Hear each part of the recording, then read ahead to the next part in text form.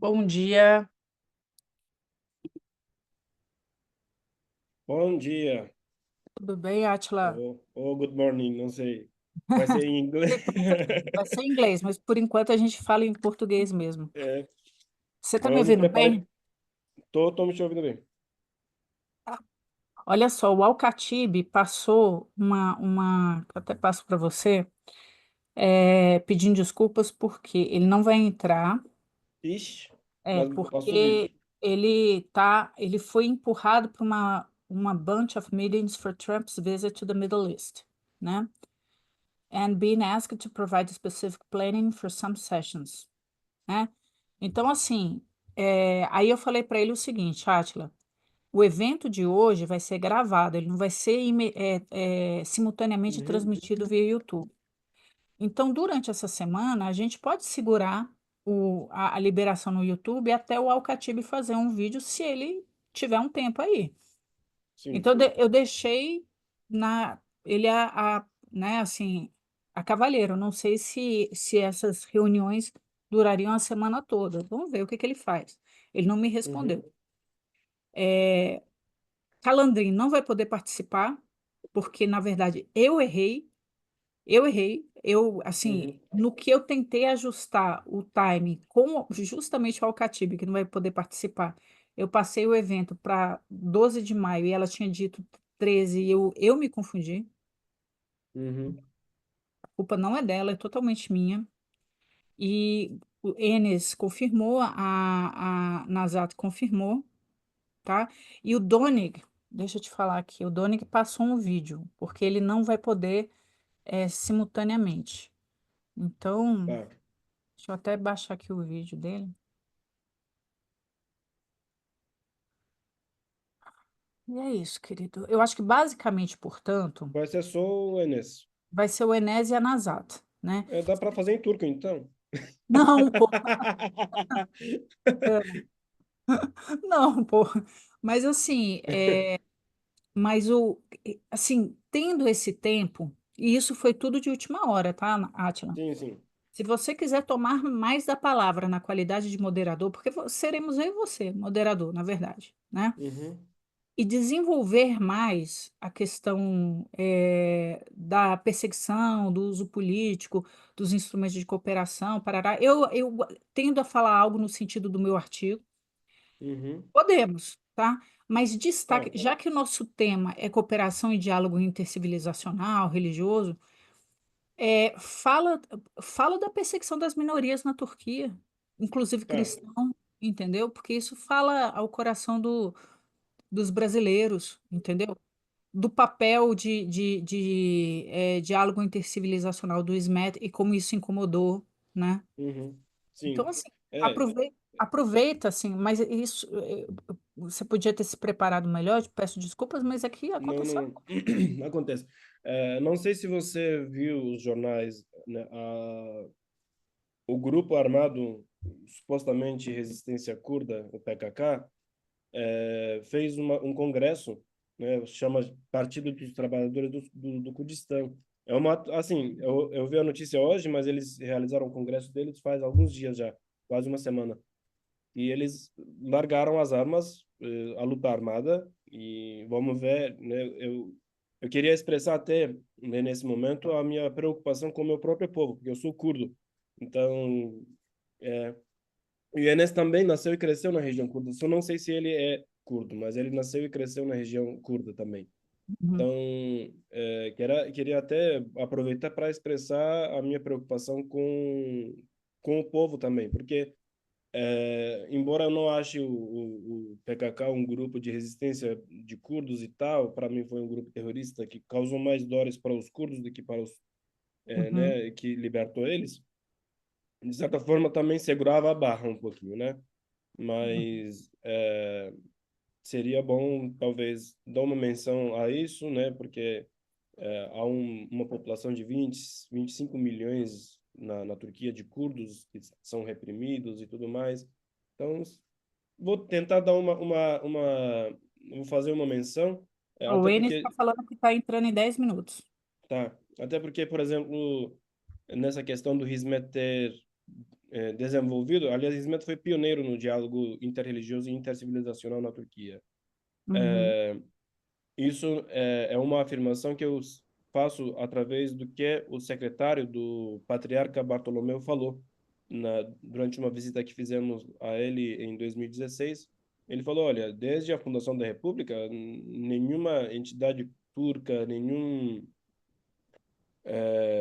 nenhuma instituição, nenhuma comunidade, congregação turca islâmica se interessou por ter diálogo com a gente.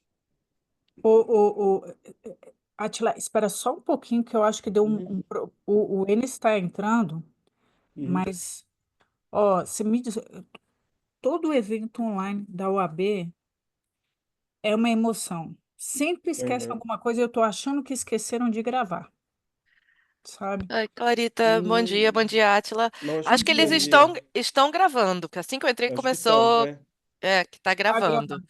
Só que Só tá falta me colocar como intérprete. é sempre É, assim. E eu tentando ligar aqui e é de lascar. Mas é, gravando tá. eu, E aí, se você for a ADM, você tem que me permitir gravar também, já que Eu não você pediu pra eu sou. gravar. Aí, quer dizer, esse link não é de ADM, de admin. eu entrei e já deu o alerta de que estava sendo gravada a reunião. Exato, É, exato. Acho que já tá gravando há um tempão, porque eu entrei cedo. é, eu também entrei uns. Anfitrião entrou agora. Ah, graças a Deus. Isso. Pronto, agora Anfitrião, eles têm que pelo me amor colocar. de Deus, me coloca como Eles têm que me. anfitrião. Tem que colocar você como anfitriã, me colocar como intérprete e me dar autorização para gravar a minha parte. Show Pronto, de agora bola. você já é. Você já. Pessoal da OAB, já está sendo gravado aí na nuvem? Porque eu tenho dois botõezinhos aqui, pausa, interromper. Ah, não, então não, peraí. Interpretação. Leslie, eu tenho que te colocar, né? Isso. Ou E você já... depois. Não, eu não tô ainda. Eu tô com vocês. Tá, peraí. Onde é que eu faço? Eu fiz da última vez dessa forma. Participantes, aqui a Leslie. A Leslie, tornar co-anfitriã. Como é que eu faço? Peraí. Consigo, não é possível, meu Deus do céu. Calma aí. Interpretação. Adicionar intérprete. Pesquisa por nome Isso. aqui a Leslie. Isso. Tá added já, o Leslie. Eu Mas nem... para mim não apareceu nas caixinhas aqui ainda não. É para estar. Quer que eu entre na sala para verificar? Leslie não está como intérprete. Exato. E com autorização para gravar. Também não tenho. Com autorização para gravar. Por, Gravar a minha parte. por favor, gravar a parte dela.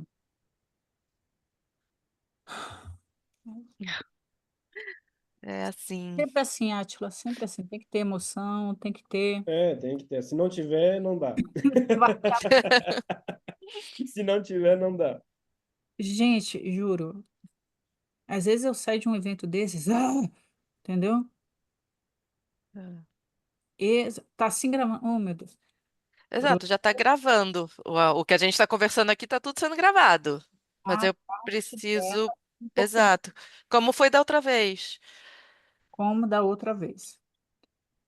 E ela precisa ser intérprete. Exato.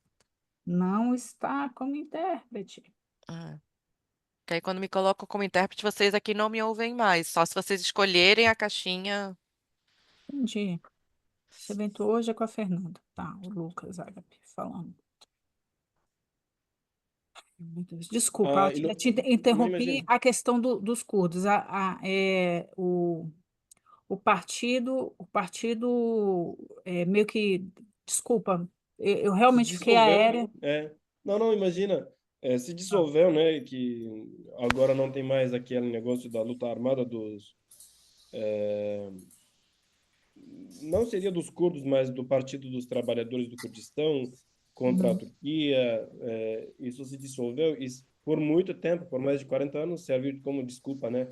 Para o uhum, governo turco reprimir os curdos, né? Legitimar a sua repressão contra os curdos. uhum, Então, hoje, agora, já não tem mais essa desculpa do governo, né? uhum. Então, por um lado, é um alívio.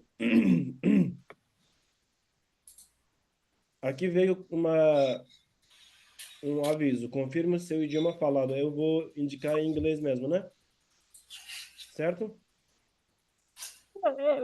Certo. Agora, é o seguinte. Ah, Leslie, interpretação. Leslie, deu certo? Só faz um gestinho para mim. Peraí, que editor? Deu certo? Cadê você? Confirme seu idioma falado em inglês, Ó, tá? veio aqui, interpretação de idioma disponível. Deu certo? Aleluia. Ah, Amém, pronto. Senhor. Vamos fazer um culto aqui agora já. Não é? Traz, traz a Aleluia. minha Bíblia aí.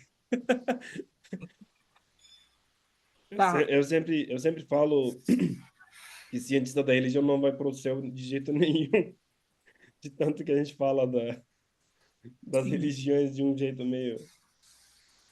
É, então, assim, como é que vai ser, tá, Átila? Seguinte, a gente vai gravar, essa vai ser uma reunião gravada para subir no YouTube, né? Uhum, Então, certo. não vai importar muito quantas pessoas vão estar online, porque, na verdade, esse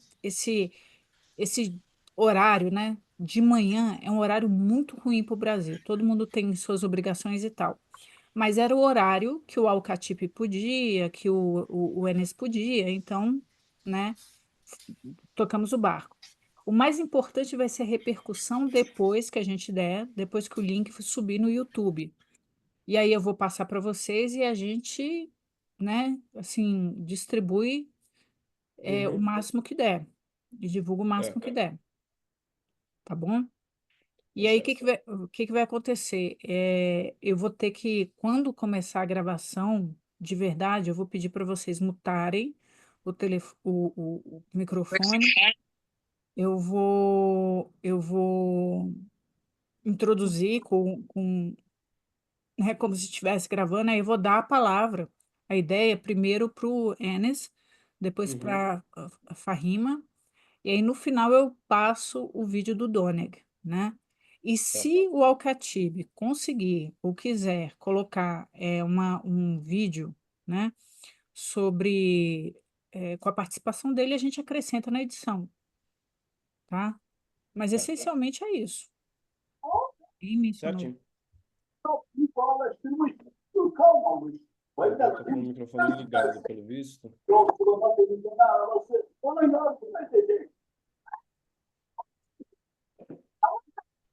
Calma aí. Ah, tá.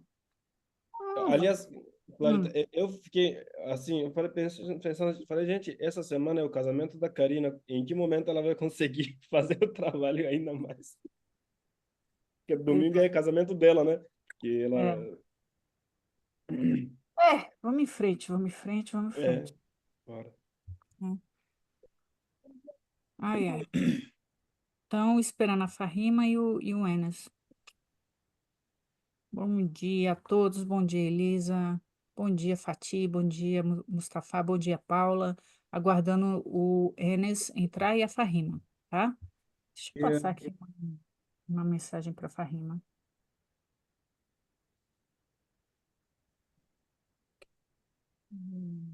Pá, pá, pá. O Enes já falou que é let me know when I can do. Tá.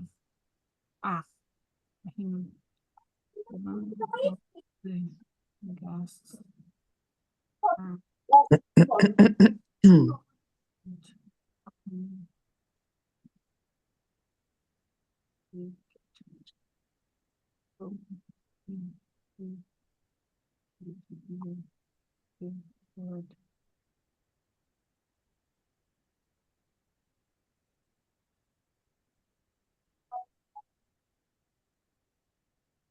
oh, Fahima! Hello. Hi. Oh, hi! So proud you're here! No, thank you so much. It's so nice to be here. Oh my God, I was writing to you that Al-Khatib, unfortunately, because of the visit of Trump to the Middle East, he was Mhm.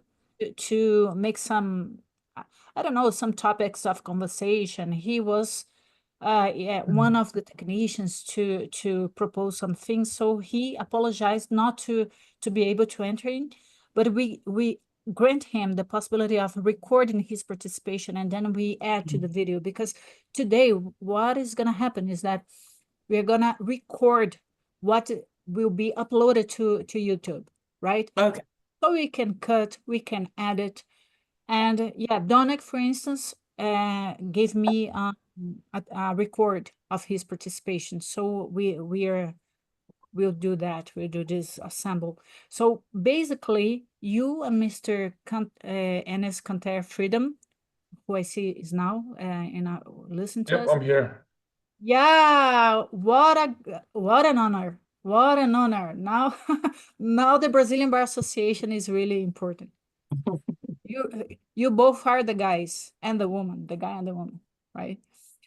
And as I was explaining that, this meeting is being recorded, and we are gonna edit and later upload to the YouTube channel of the Brazilian Bar Association.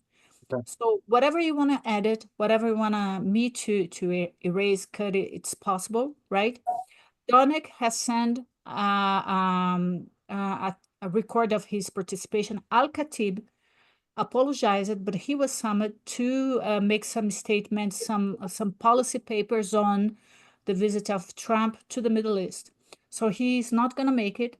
But I granted him the possibility of recording his participation, and then we can upload, edit. He didn't answer yet. I don't know if his work is will gonna take all the week. I don't know that. But well, we can begin. So guys, what I'm gonna do is we will pretend we are on a meeting. Sorry. We will pretend. I ask you to mute. Okay. We will pretend we are on a meeting. I will open with opening remarks. I will introduce you all, okay?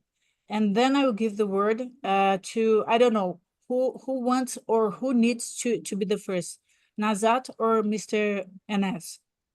I have another thing to do, so if I go first, that'll be amazing.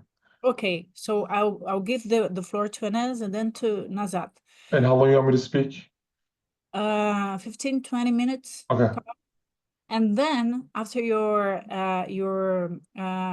speech, Mr. Atla will provoke some questions, and we'll have a short Q&A session with Mr. Contest before he leaves the session, Nazat. And yeah, we had already talked about some things to mention during this Q&A, right, Atla? And that's it. So I ask you to mute for until I give the floor to Enes, please. For those who are, para aqueles que estão assistindo e que são audiência em português, existe a possibilidade de vocês irem à interpretação. A OAB está providenciando, a Comissão de Relações Internacionais, tradução simultânea. Basta vocês irem aqui em interpretação no mundinho, né? E escolherem a tradução em inglês e português, tá certo? Aqui do lado do mais. Perfect, so I'll begin. I will count until 10 in my mind, okay? It's a little bit crazy that, but then I will open with opening remarks and then we will begin. So I will begin this countdown.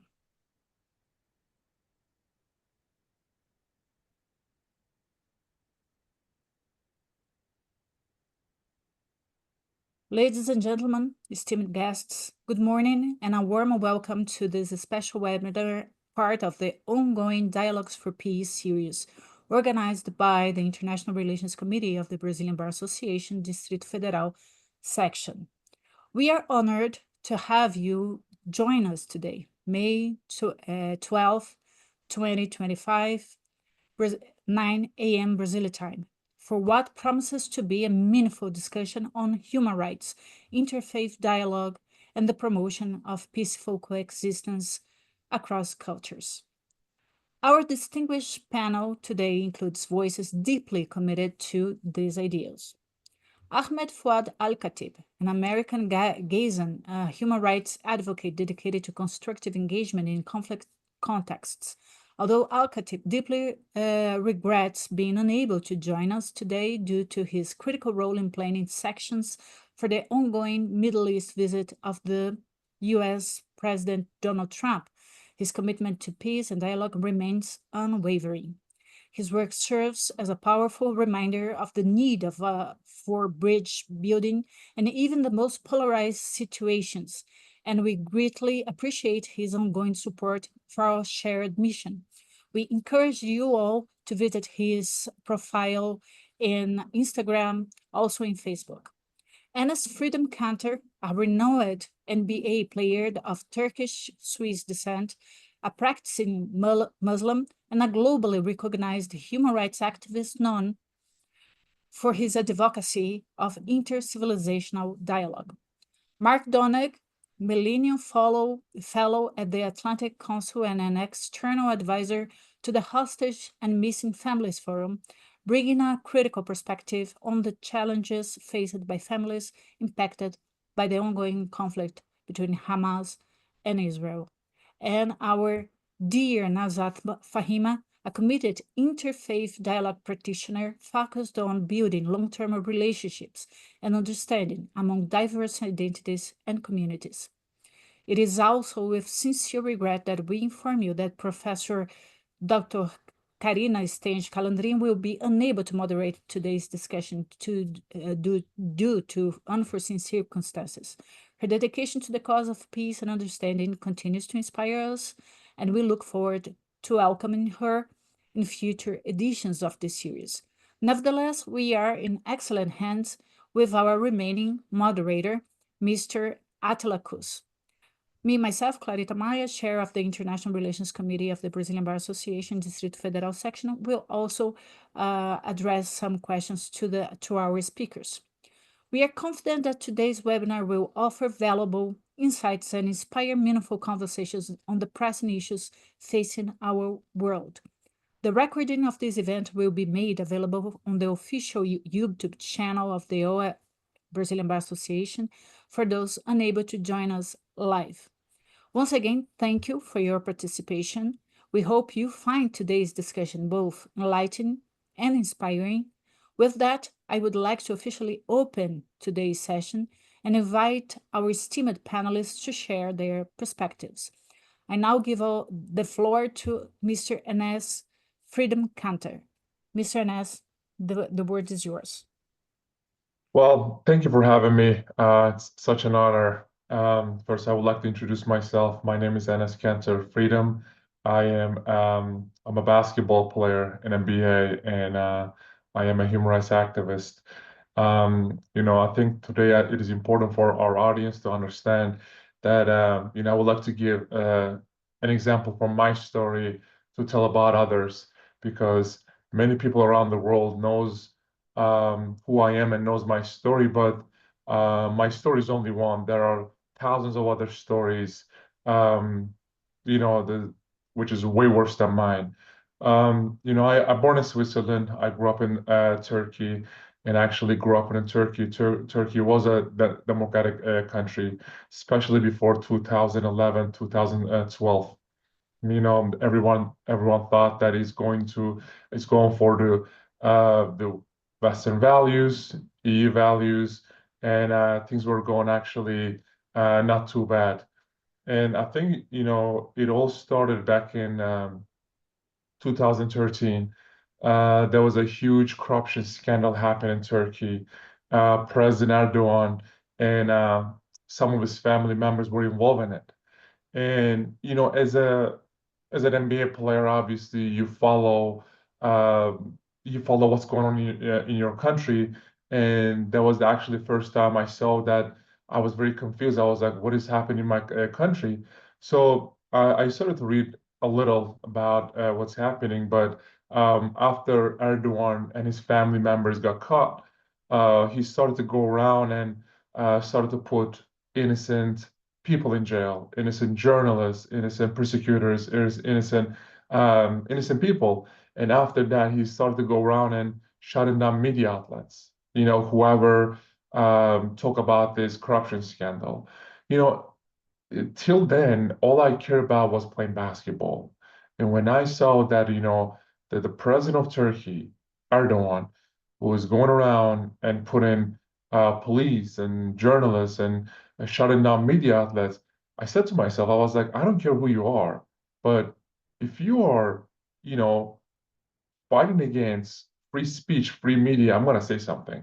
So I wasn't even educated about the situation. So I literally put a tweet out there, right? Because of the NBA platform, it became a conversation in the United States and Turkey. And I was like, even one simple tweet can affect this much. From now on, I'm going to, pay attention about it, what's going on in my country more and more. So I remember, after the practices, after the games, after, any of the events that we had with my teammates, my teammates were going out, having fun. I was going back to my house, and I started to study about what's going on in my country. And the more I study, the more I realize that, the situation is really bad. And I started to study the relation between America and Turkey. I started to study the Middle East, especially what's happening in Turkey. So the more I studied, the more I was outspoken about the problems were over there. And the more I spoke out, the more the big platforms, big newspapers, channels were started to give me a huge platform, and Turkish government hated that. And first they sent me a warning. They fired my dad from his job, and my dad was one of the biggest scientists in Turkey, and they fired him. That didn't stop me. I started to, speak up even more. A couple examples, my sister was, going to a medical school, and she still cannot find a job till this day. My little brother, he wanted to be like his big brother, play basketball, and maybe play in NBA one day, but because of the same last name, he was getting kicked out every day. So things were getting rough for my family every day. They had to put a statement out there and said, we are disowning NS publicly. Actually, the disowning letter is still out there on the internet. So when the whole media, the Turkish media, saw that letter, unfortunately, the Turkish government didn't believe that. They sent police to my house in Turkey, and they raided the whole house, and they took every electronics away, phones, computers, laptops, iPads, because they wanted to see if I am still in contact with my family or not. They couldn't find no evidence because I wasn't in contact with my family, but they decided they still took my dad in jail for a while. So he was in jail for a while just because of literally just being my dad. And then after that, we put so much pressure from America with politicians and with media to Turkey, they had to let him go. And then after that, they revoked my passport. They actually tried to kidnap me in Indonesia, and they actually tried to deport me back to Turkey from Romania because they put my name on Interpol list. So this is one of the tactics that the Turkish government does. If you're in Turkey, you and your family members will be jailed. But if you are outside of Turkey and you are critical of Erdogan or the Turkish government, they put your name on Interpol list and try to deport you back to Turkey. And then after that, actually, around 2 years ago, I had an amazing visit to Pope in Vatican. And that meeting, when I was everywhere, everybody was talking about it. Literally the next day, they put a bounty on my head.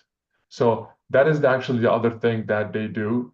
Again, if you're in Turkey, you will be in jail. But if you're outside of Turkey, they have this list. They have this list which they put innocent people on that list, and they put a bounty on their head, and they categorize and see, okay, he's a bad person, let's put him on a red list. Oh, he's a little less bad person, let's put him on a orange list. So, which is disgusting because that puts so many people's lives in danger. You know, when all the things were happening, you know, I think that the most strongest support that I got was from my teammates, but they were very confused. They're like, listen, man, you know, you talk about Turkey, tell us about it. I was like, listen, I have no problem with Turkey. Turkey is a beautiful country. Turkey is an amazing, amazing, beautiful country, delicious food, amazing culture. My problem is not with Turkey. Um, my problem is with Erdogan regime. And I know once the Erdogan regime is gone, Turkey is going to become more democratic. Because whenever I meet with many leaders around the world, you know, that's exactly what they say. They said Turkey was the bridge of Islam and West. But just because of all these things were happening right now, and with the current regime, it is impossible because there is no freedom of speech, there is no freedom of religion, there is no freedom of expression. Unfortunately, if you're in a different religion, people feel so uncomfortable. Um, and we are talking about a NATO ally. Again, let me just say that again. We are talking about a NATO ally. And you know, people keep asking me like, well, what do you think about Turkey? Because Turkey is a NATO ally. I was like, listen, Turkey, Erdogan is pretty much like a Trojan horse for Putin in NATO. Erdogan does not act like a NATO ally. I mean, which NATO ally actually goes out and meets with Iran or Russia, shakes hands with some of the other dictators out there? And which NATO ally weaponizes some of the terrorist groups out there? I mean, Erdogan just got caught sending truckloads of weapons to ISIS, and which is disgusting, you know? So I think people and the world needs to wake up, because whenever I have a question with some of the world leaders, I was like, listen, condemning Erdogan is not enough. We need to take concrete actions, because while we are condemning, people are suffering around the world. I have a really good friend. His name is Bill Brother. He's actually given a big fight against the Putin regime. So he came up with this like act called Magnitsky Act. It asks countries to put sanctions on individuals and put pressure on governments to release political prisoners. So I think we definitely need to apply Magnitsky sanctions on Turkey, and especially the Erdogan regime, because condemning, he doesn't care. We need to take concrete actions. But other than that, you know, it makes me sad, because at the end, it's my country. I love my country. I love my flag. I love my people.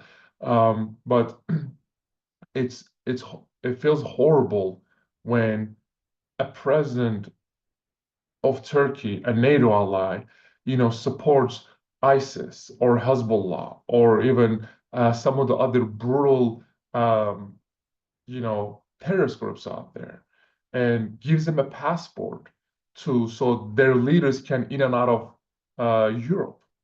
And the other thing is, Erdogan actually threatens Europe by saying, if you don't listen to what I have to say, I'm going to let all the refugees, 10 million refugees, which he let in Turkey, whatever years ago, to Europe. And then if you're a European country, you don't want those refugees because you don't know who they are.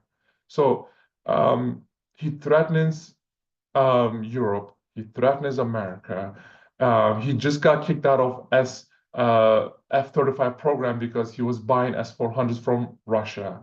So I think Turkey plays a very important role in Middle East and in Europe, but I think we have to start taking concrete actions against Turkey, because if Turkey falls, and Erdogan wants a kingdom, Erdogan doesn't want any kind of democracy or any kind of presidency. He wants to turn Turkey into a kingdom and can be there till he dies, and then his son can take over whatever. But people are suffering, even not only people in Turkey, but people outside of Turkey.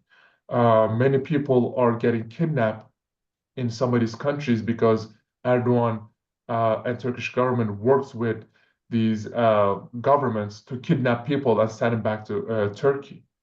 So I think it is important for our society now that Turkey is not a lost case, but we just have to put pressure on Erdogan to first release political prisoners, and then after that do whatever we can to save Turkey. So this is my story, and it just feels horrible because I think the hardest thing an activist has to go what those dictatorships do to your family. I mean, I haven't seen my family almost 11 years now, but I know there are so many families out there, their situation is way worse than mine. I mean, the last numbers, there are, I believe, I don't know, like 15 to 17,000 innocent women are in jail. And many organizations like Human Rights Watch, Human Rights Foundation, Amnesty International, they're saying that these women are getting tortured in jails. Just recently, they arrested over 200 young professionals and kids in Turkey. And this kid has nothing to do with any of the things that are going on, or these women. Those are housewives. So I think it's important for our audience to understand that, democracy and freedom is important. And if you take it for granted, your society can turn into Turkey in a heartbeat. So care about democracy, care about freedom, care about the rights that we have. So thank you guys for allowing me to speak. This was definitely a beautiful conversation. Thank you, Anas, for your report on everything that happened to you and to your family. Hope they are safer now, and that you are safer now. I would pass the word to Atla because I have myself some questions, but I will grant the word to him, and later, if possible, I would like to address some questions. Please, Atla.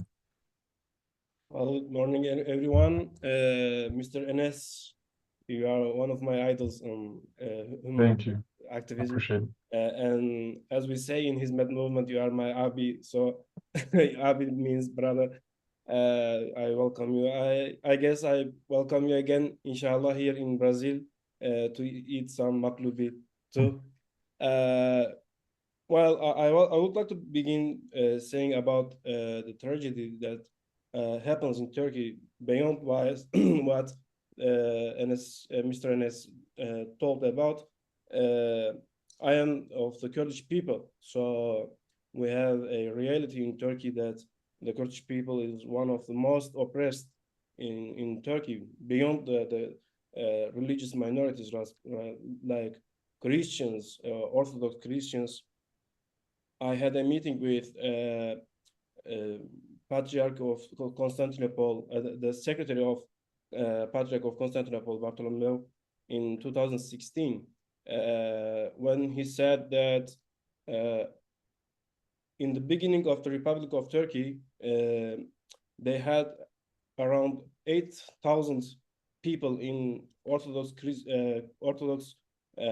church only in Istanbul. And now they are around, now I say 10 years ago, they were about 2,000 people in Istanbul, in the Orthodox church.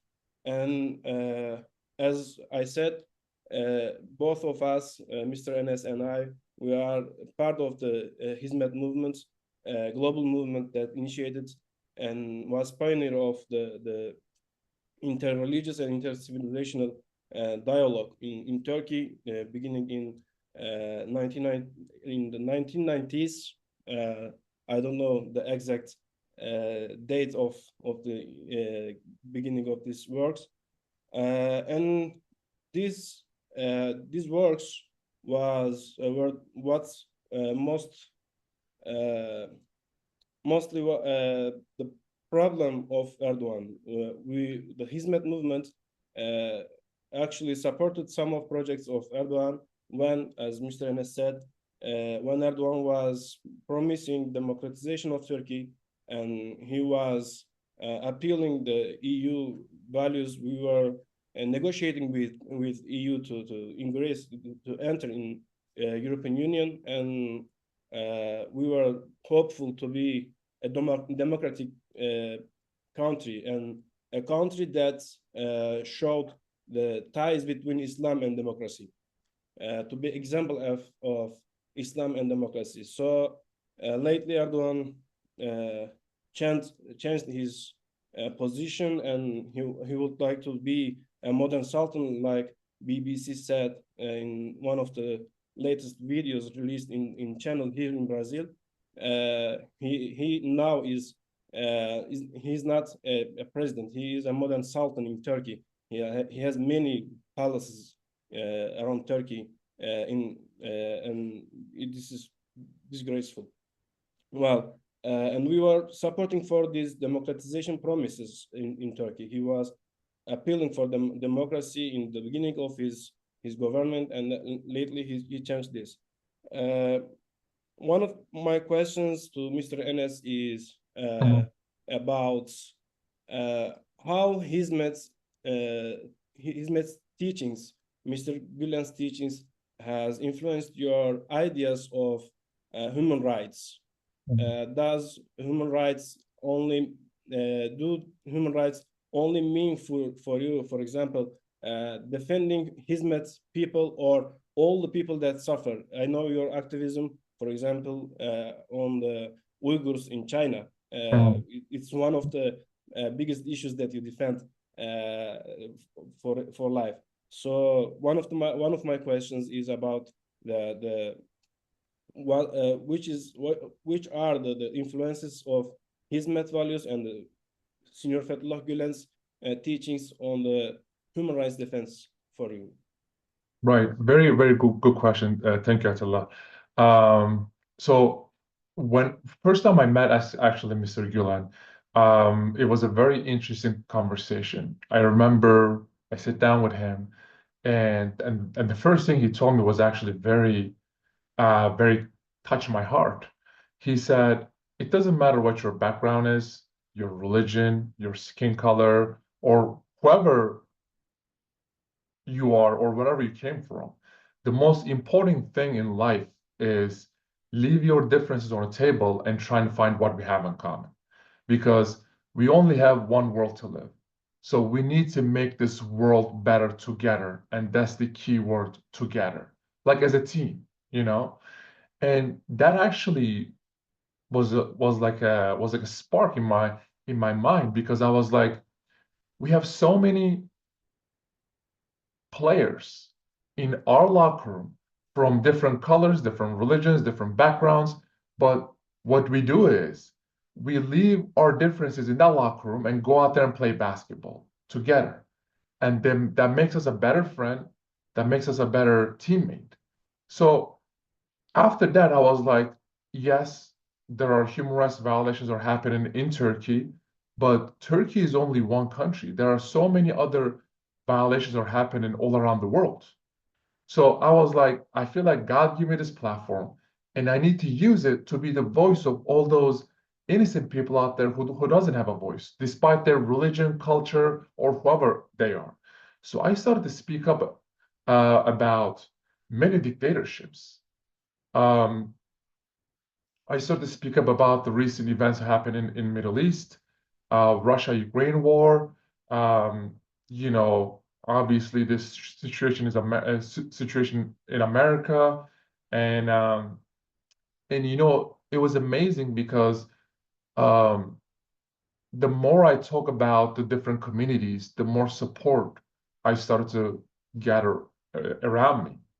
And I realized that I was like, it doesn't matter. You are Jewish, you are Christian, you are Muslim, you're Black, you're white, whoever you are human first. And I feel like, you know, Mr. Gülen's teaching was that really inspired me to hold everyone's hand. you know?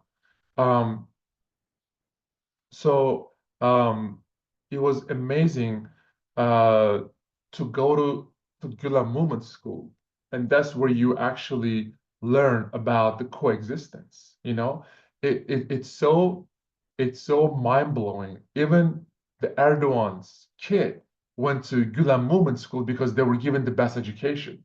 You know, and literally later on, Erdogan started to shut down these schools because Erdogan was saying the most craziest things about it, you know? So no, I think that the teachings of Mr. Gülen really inspire me to become more than myself, to become more than my community, to become bigger than just the things that are happening in Turkey, because people are suffering all around the world.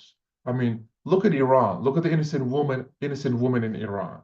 Look at what's happening in the Middle East. Thousands of people are dying every day on both sides, actually, you know? Look at what's happening with Russia-Ukraine war. Look at what's happening now between India and Pakistan. So we have lots of, we have a lot of pain in this world. And I feel like we need people who cares about not only himself or his community, but others. And I think that's what Mr. Gülen taught me the most. He says, open your arm to everyone. And not only Muslims, not only the people in Gülen movement, but literally everyone that's a living thing. So Thank you very much for your explanation. Actually, you answered some of other questions that I prepared. But one last question of mine, then I would like to ask our audience to make questions too. You had some critics about talking on Uyghurs, for example, and other human rights violations, and don't speak or pronounce about, for example, anything about Israel-Gaza war or Israel-Hamas war. You didn't speak anything, or at least I saw this in the networks and social media. What would you like to say about it? You already said that the death is happening in both sides, but I would like to hear about it too. Well, I actually do. I don't know how much you follow my social media. Not only, I mean, I'm sure you only follow Twitter or Instagram, but I have so many other social media accounts which I talk about this situation over there. Here's how I look at it. I just want people to stop dying. That is literally what I care about. Yes, as a Muslim, I care about the innocent Palestinian people or kids and women and stuff, but at the same time, no one can tell me that the innocent Israeli kids are bad. Kids are kids, and they have nothing to do with the war.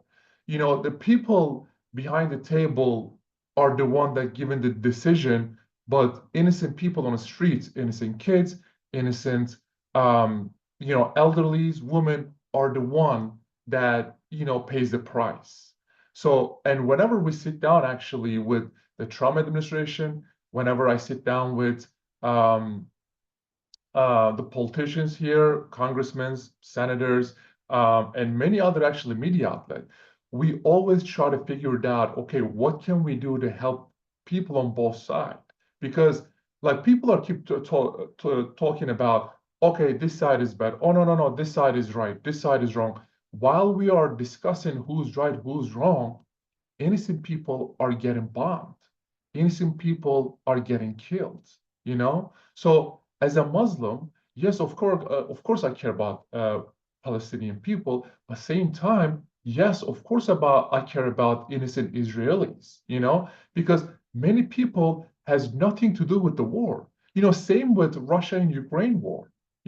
People are talking about, oh my God, Putin is so bad. Yes, he is bad. Russia, this and that. But same time, so many people are dying on both sides, Ukrainian side and innocent people in Russia.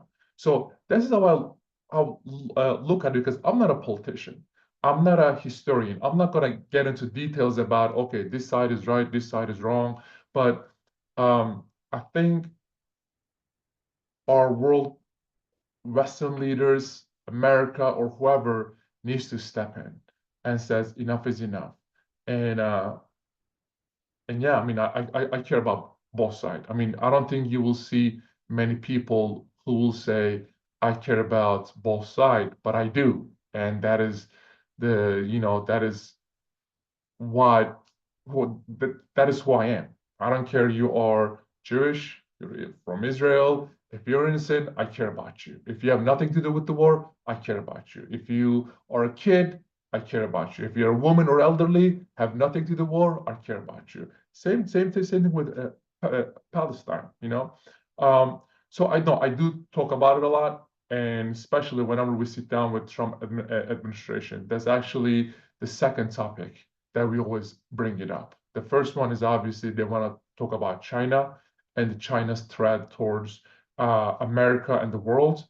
And literally the second topic is what can we do for innocent people in the Middle East. So, and I think the one thing that we need to do is we need to educate the youth, because you don't born to hate the other side.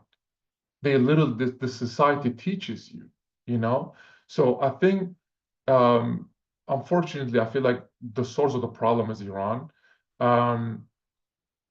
So I feel like we need to start educating our youth there, because of the media, because of how I'm talking about both sides. Many media is controlled by many groups that doesn't want any kind of peace. But I feel like we need to educate our youth so we can have a better and brighter future. So once those kids become in our age, they can make the right decision and they can stop the wars. So. Thank you very much. I would like to give the floor to Clarita. Miss Clarita, she has some words to say to us too, please. Yes, Attila, for the sake of clarification for our audience, in 2019, the Brazilian Magistrates Association filed a lawsuit with the UN in defense of the nearly 3,000 Turkish magistrates and prosecutors detained and removed from office after the alleged coup d'etat or attempted coup d'etat that actually made worse the persecution and the purge of Erdogan. All those purge and persecutions is sponsored by Erdogan government. The Rio Grande do Sul Judges Association joined EMB manifesto demanding the release of magistrates imprisoned in Turkey. The Brazilian Federal Judges Association released a public statement in support of the Turkish magistrates. The National Association of Public Prosecutors also repudiated the removal and imprisonment of the magistrates. And the Federal Council of the Brazilian Bar Association, our home, as we say, issued a statement repudiating the degeneration of the rule of law in the Republic of Turkey.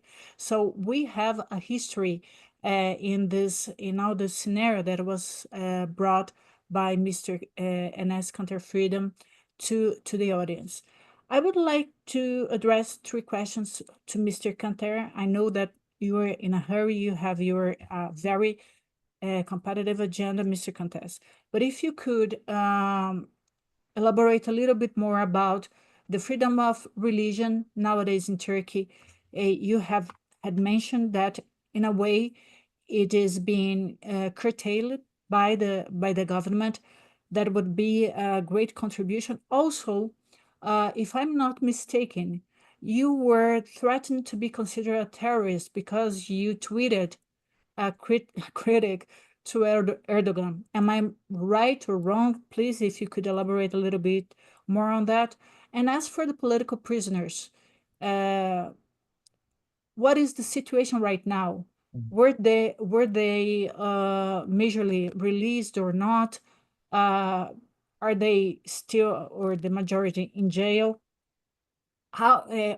What is the treatment of those prisoners? Because 3 years ago, 4 years ago, I remember that Lawyers for Lawyers and the Day of the Endangered Lawyer, both ONGs to protect the lawyers' prerogatives across the world, they elected a Turkish lawyer whose name I don't remember right now, I'm so sorry, as a symbol of resistance to autocracy, to persecution, because of exactly the situation that you were describing, the situation of erosion of rule of law in Turkey. So if you could elaborate more about lack of freedom of religion in Turkey right now, your opinion being considered to be terrorist by the Turkish government, I must Right. laugh because it is so ridiculous. And the situation of the political prisoners, please. Right. So I think about the political prisoners, I'm sure people can give you way better details. Either Attila or Mustafa can give you way better details. But the situation is getting worse and worse every day. Like we talked about, they just recently arrested over 200 young adults or kids, whatever you call it, and these people, these kids, has nothing to do with any of the situation that are happening in Turkey. These were just college, university kids, and wanted to just get educated. And the other thing is like literally the women and elderly. Right now, there are so many innocent people are in jails right now, and they have nothing to do with what's happening right now. And we're talking about women like housewives. We're talking about elderly people. We're talking about sick people. We're talking about lawyers, academics, professors, authors. So I'm sure Attila or Mustafa have the last numbers, but thousands of innocent people are waiting for help, which is it was so crazy when Erdogan came out and said we need to start building more prisons. And which blew my mind, because instead of him saying we need to build more universities, we should build more, I don't know, the high schools, hospitals, dialogue centers. This guy, Erdogan, said we need to build more prisons. Why? Because if you stand against him, if you say anything against what Erdogan is saying, you are a bad guy. You are a bad person. I mean, I think the biggest example just happened recently. Erdogan literally imprisoned his biggest opponent. Finally, there's a guy, Ekrem İmamoğlu, who was charismatic enough and who brought millions of people in Turkey.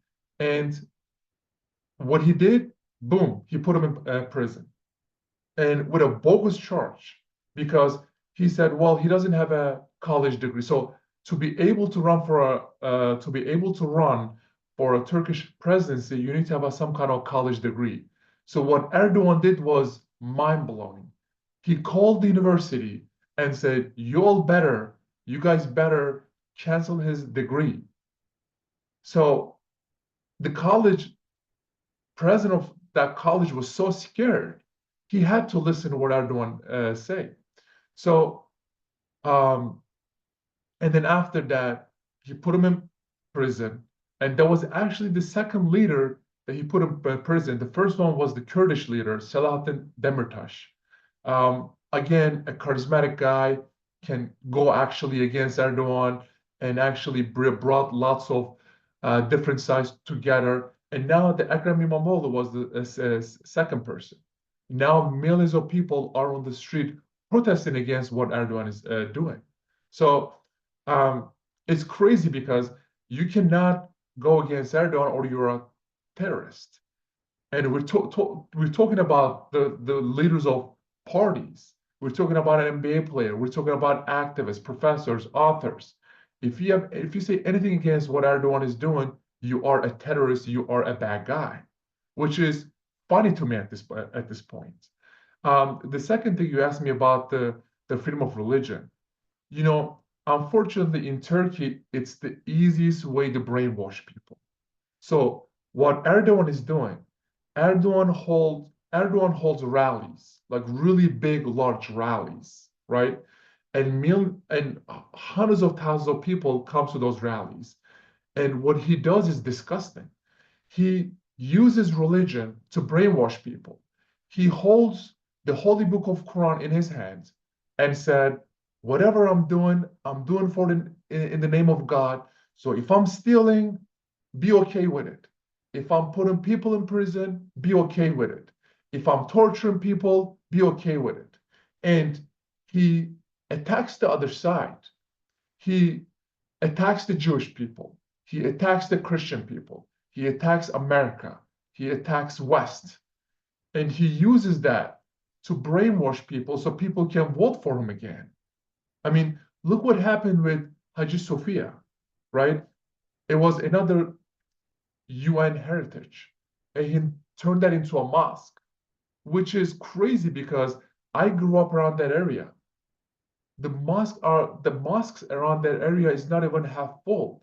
So why would you change another UN heritage into a mosque and disrespect other religions and cultures, you know? So no, there's really no freedom of religion because people feel threatened so much. I have so many Jewish friends in America, and after what Erdogan did, and they're like, we are canceling our trip.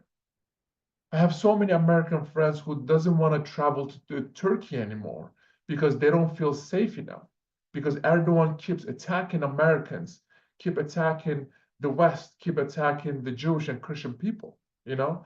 So, and we're talking about a NATO ally. So, again, you know, the people feel threatened. And if you don't agree with Erdogan, and if you say anything against it, you are a terrorist in his eyes, and he will put a bounty on your head to show everyone that, okay, listen, everyone, this is what will happen to you if you go against my values, if you go against what I have to say. Thank you, Mr. Kanter. It would be a last question, or at least a last intervention before you leave in our Zoom chat. Unfortunately, in Brazil, we face it very recently, an additional chapter of what I call transnational lawfare of Turkish against, not Turkish per se, the Turkish regime, Erdogan regime, against its enemies. It was the third time the Turkish government tried extradition of his members. And the first two were denied by unanimity by the Supreme Court, and we had the arrest of another member of the Ismet movement, Mr. Mustafa Göktepe. Once again, in an attempt to discredit the movement, in an attempt to threaten to in his fears in the hearts of the followers of Hizmet, and also to make a statement of power, a statement of I don't know, perhaps leadership. I don't know what is going on his head, you know, on Erdogan's head. We have in Brazil a very good juridical regime by which such kinds of attempts of extradition, they usually are denied. Political persecution is easily identified by our juridical regime, and it marks a kind of lock, a kind of block in the attempt of extradition. But we all know as well that we have now a government which is, by many reasons, close to Turkey, right? Celso Amorim is a international relations counselor to the president, and he has included familiar ties to Turkey. His grandsons and granddaughter, they are Turkish. He has some close relations to Erdogan, right?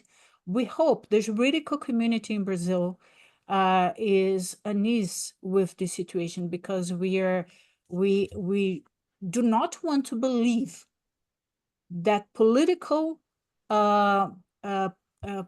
influence will just deturpate, will just deform our juridical mark on this regard. We are attentive to that. But the question that I have to you is that, do you know, I know that Erdogan is trying this kind of things everywhere in many countries. And what is the situation right now? Is he still asking for extraditions everywhere? The situation is the same as in Brazil, or has he stopped a little bit how things are going on concerning these extradition requests? So again, I think we just talked about, that is one of the tactics that actually Erdogan uses. So if you're in Turkey talking about the Erdogan regime, you will be in jail and tortured probably. But if you're outside of Turkey, what they do is they put a bounty on your head and they put your name on Interpol list, and whichever country you're in, they will try to ask for your extradition back to Turkey. So one of the recent transnational repression example is someone is not actually far from you. Just you talked about Mr. Mustafa Göktepe, who is a Brazilian Turkish businessman that lives in Brazil over 20 years, and he was, I believe, arrested last week at the request of the Turkish government over alleged links to Gülen movements, but Brazilian, I believe, Supreme Federal Court has ordered to release him. So I think we got really lucky because the Supreme Court of Brazil asked him to release him. But when we go some of the other countries, like some countries in Africa, or some of the countries that are not too wealthy, unfortunately, Erdogan offers them a lot of money, and they take the money. They arrest the innocent person and they send him back to Turkey. I believe since 2016, over 120 people got kidnapped and sent back to Turkey. So sometimes they don't even ask the country to extradite them. They just give money to local police or whoever and kidnap the person and send him back to Turkey in a private jet, And once he arrives in Turkey, they make a huge, deal out of it. They put him on Turkish flags, and then they say, "Wow, listen, we just caught another bad guy," which he's been a hero in the country that he serves, So Mr. Mustafa is just an example. Over 120 people recently, since 2016, actually, so in the last 9 years, has been kidnapped.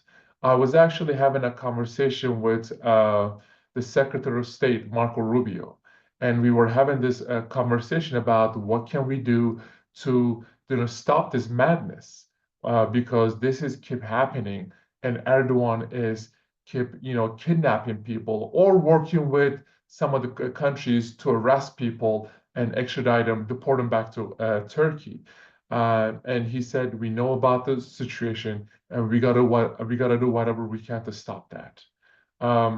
So the America knows about it. The politicians in America, the Trump administration, even the Biden administration knew about it. And we had many conversations. They have many conversations with the Turkish authorities. And they said, enough is enough. You guys cannot kidnap people. This is not a NATO ally would do. But they just didn't care, unfortunately. So I think that the answer is, it's good that, the activists can bring noise and bring awareness about what's happening. We can do an interview. I think, the governments should start saying enough is enough. We're not going to listen to Erdogan and kidnap people in our country and deport them back to Turkey. This is not what we do. I visited Brazil, I believe 2017. It was a beautiful kind of country, very kind people, delicious food, amazing culture. But I think it makes me sad when I hear about, they're working closely with dictators like Erdogan. So I think it is important for us to know that, this is unacceptable, and we got to do whatever we can to put enough pressure on them so they will stop doing these nasty, disgusting acts. Thank you so much, Mr. Canter, Freedom. I have no words. You were perfect on your statement. I don't know if you have enough time for any question of the audience before us granting Nazat Fahima the word. I don't know if the audience has a question to address Mr. Anas. Well, no, I just wanted to say thank you guys for gathering us together. I think it is important to people to understand I'm not the only one. I mean, as you see, there are many others in this Zoom call, in this meeting, and I'm sure many of their story probably is way worse than mine. So I play basketball in NBA. People knows my story, but I'm sure once we get to hear from what they have to say, their story is going to be touching your heart. But I feel like this is like a team. We literally have like about 12, 13 people in the Zoom call. We are like a basketball team, and we got to have each other's back. And what we are playing against is dictators, and they don't play they play a very dirty game. So it is important for us to come together as one and fight as one, But again, thank you guys so much for getting us together. I'm very happy that Mustafa is safe back home and not being extradited back to Turkey. Attila, thank you so much for these beautiful questions. And thank you guys for making me part of this beautiful dialogue. Mr. Contes, we are proud and honored by your presence. When I first met you, it was perhaps 10 years ago, I don't know.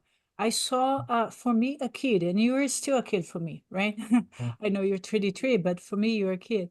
And I was so impressed by how mature you were and you are, and how knowledgeable that you were about the situation. And also impressed me your personal courage, your moral courage, because hate is easy. Hate is catchy. Hate is the easier path to deal with all the problems that we are having in the world. It's simplistic. No, it demands you to take sides, and that's it. A more elaborate, more refined, more difficult is dialogue. More difficult is trying to reach a common ground, a way to peace. And this demands moral exercise from everybody, intellectual exercise and creativity. And that's what really amazes me in people like you, like Fahima, so young and so courageous to say no to hate speech, to hate mindset, to hate practices, and yes, to dialogue. So we are proud.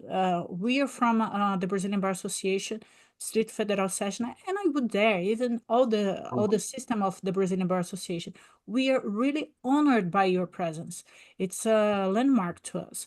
And although we are 17 in this 18 now in this Zoom call, will be far bigger when this event is uploaded in the YouTube channel.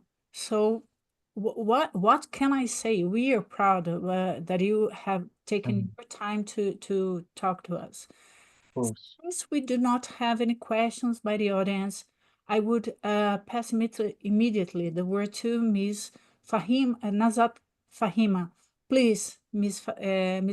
Fahima, the floor is yours. And you are able to share your slides as well, if you want. I think you're muted. You are muted. Okay, now. can everyone see this? Yes, we all can. Okay, thank you. I know that we all have to sort of take a bit of breather after NS's presentation, and I just say that it's quite inspiring how you are keeping a lot of your conviction. I know that you are a much more challenged situation than I am. especially coming from this part of the world where I think it isn't as challenging as you might be facing. So I think for me today, a lot of what I'm sharing is my own personal experience of trying to bridge between different people, different communities, and my approach.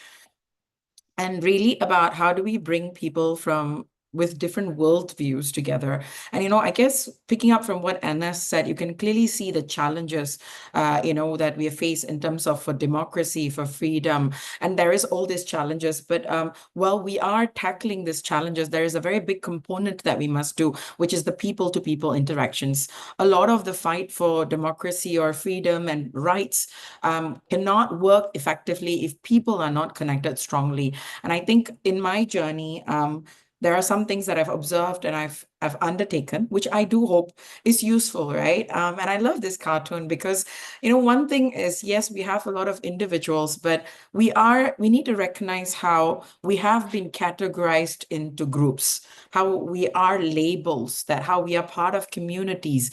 And many times when we are, trying to speak up for people, being voice for those who are affected and marginalized, we do forget how the world has put us into categories, right? And one of the most important thing in trying to bridge dialogue between people of different worldview is to have this good understanding. So let me give you an example of me. So who am I, right? Who is Nazit Fahima?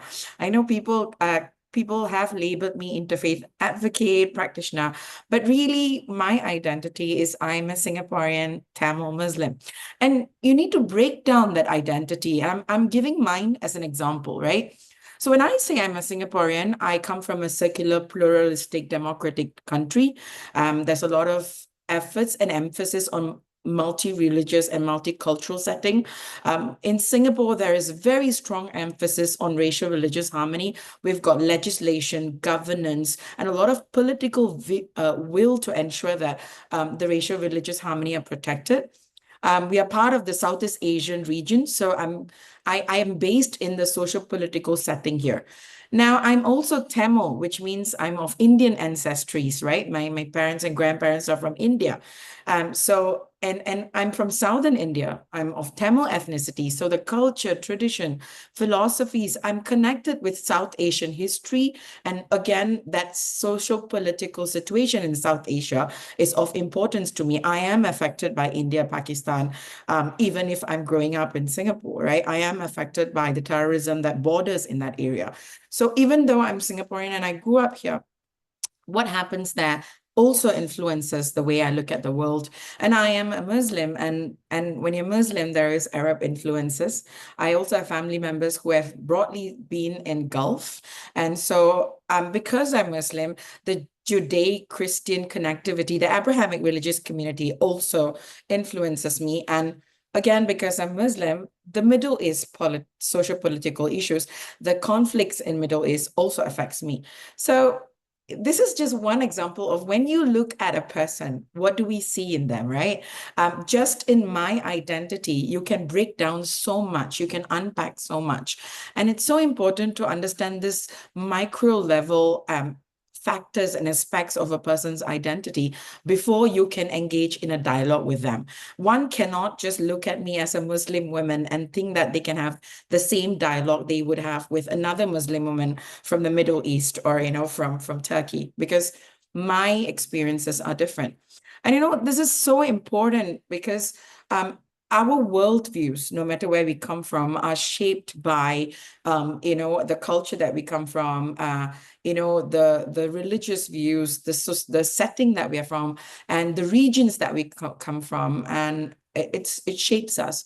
And there's really two types of worldviews, right? Like, for example, for me, there is an organized worldview. When people look at me, when they look at my Indian identity, I might have certain way of looking at certain political issues because I'm Indian. I might look at Indian-Pakistan conflict very differently because of my Indian ancestries. And of course, for me, when I take a personal worldview where I have engaged with people of different culture and religions, I might take different views. So it's so important to look at how people's worldview, organized worldview and personal worldview allows them to take certain political or even religious stances, right? Now, let me just give a personal example.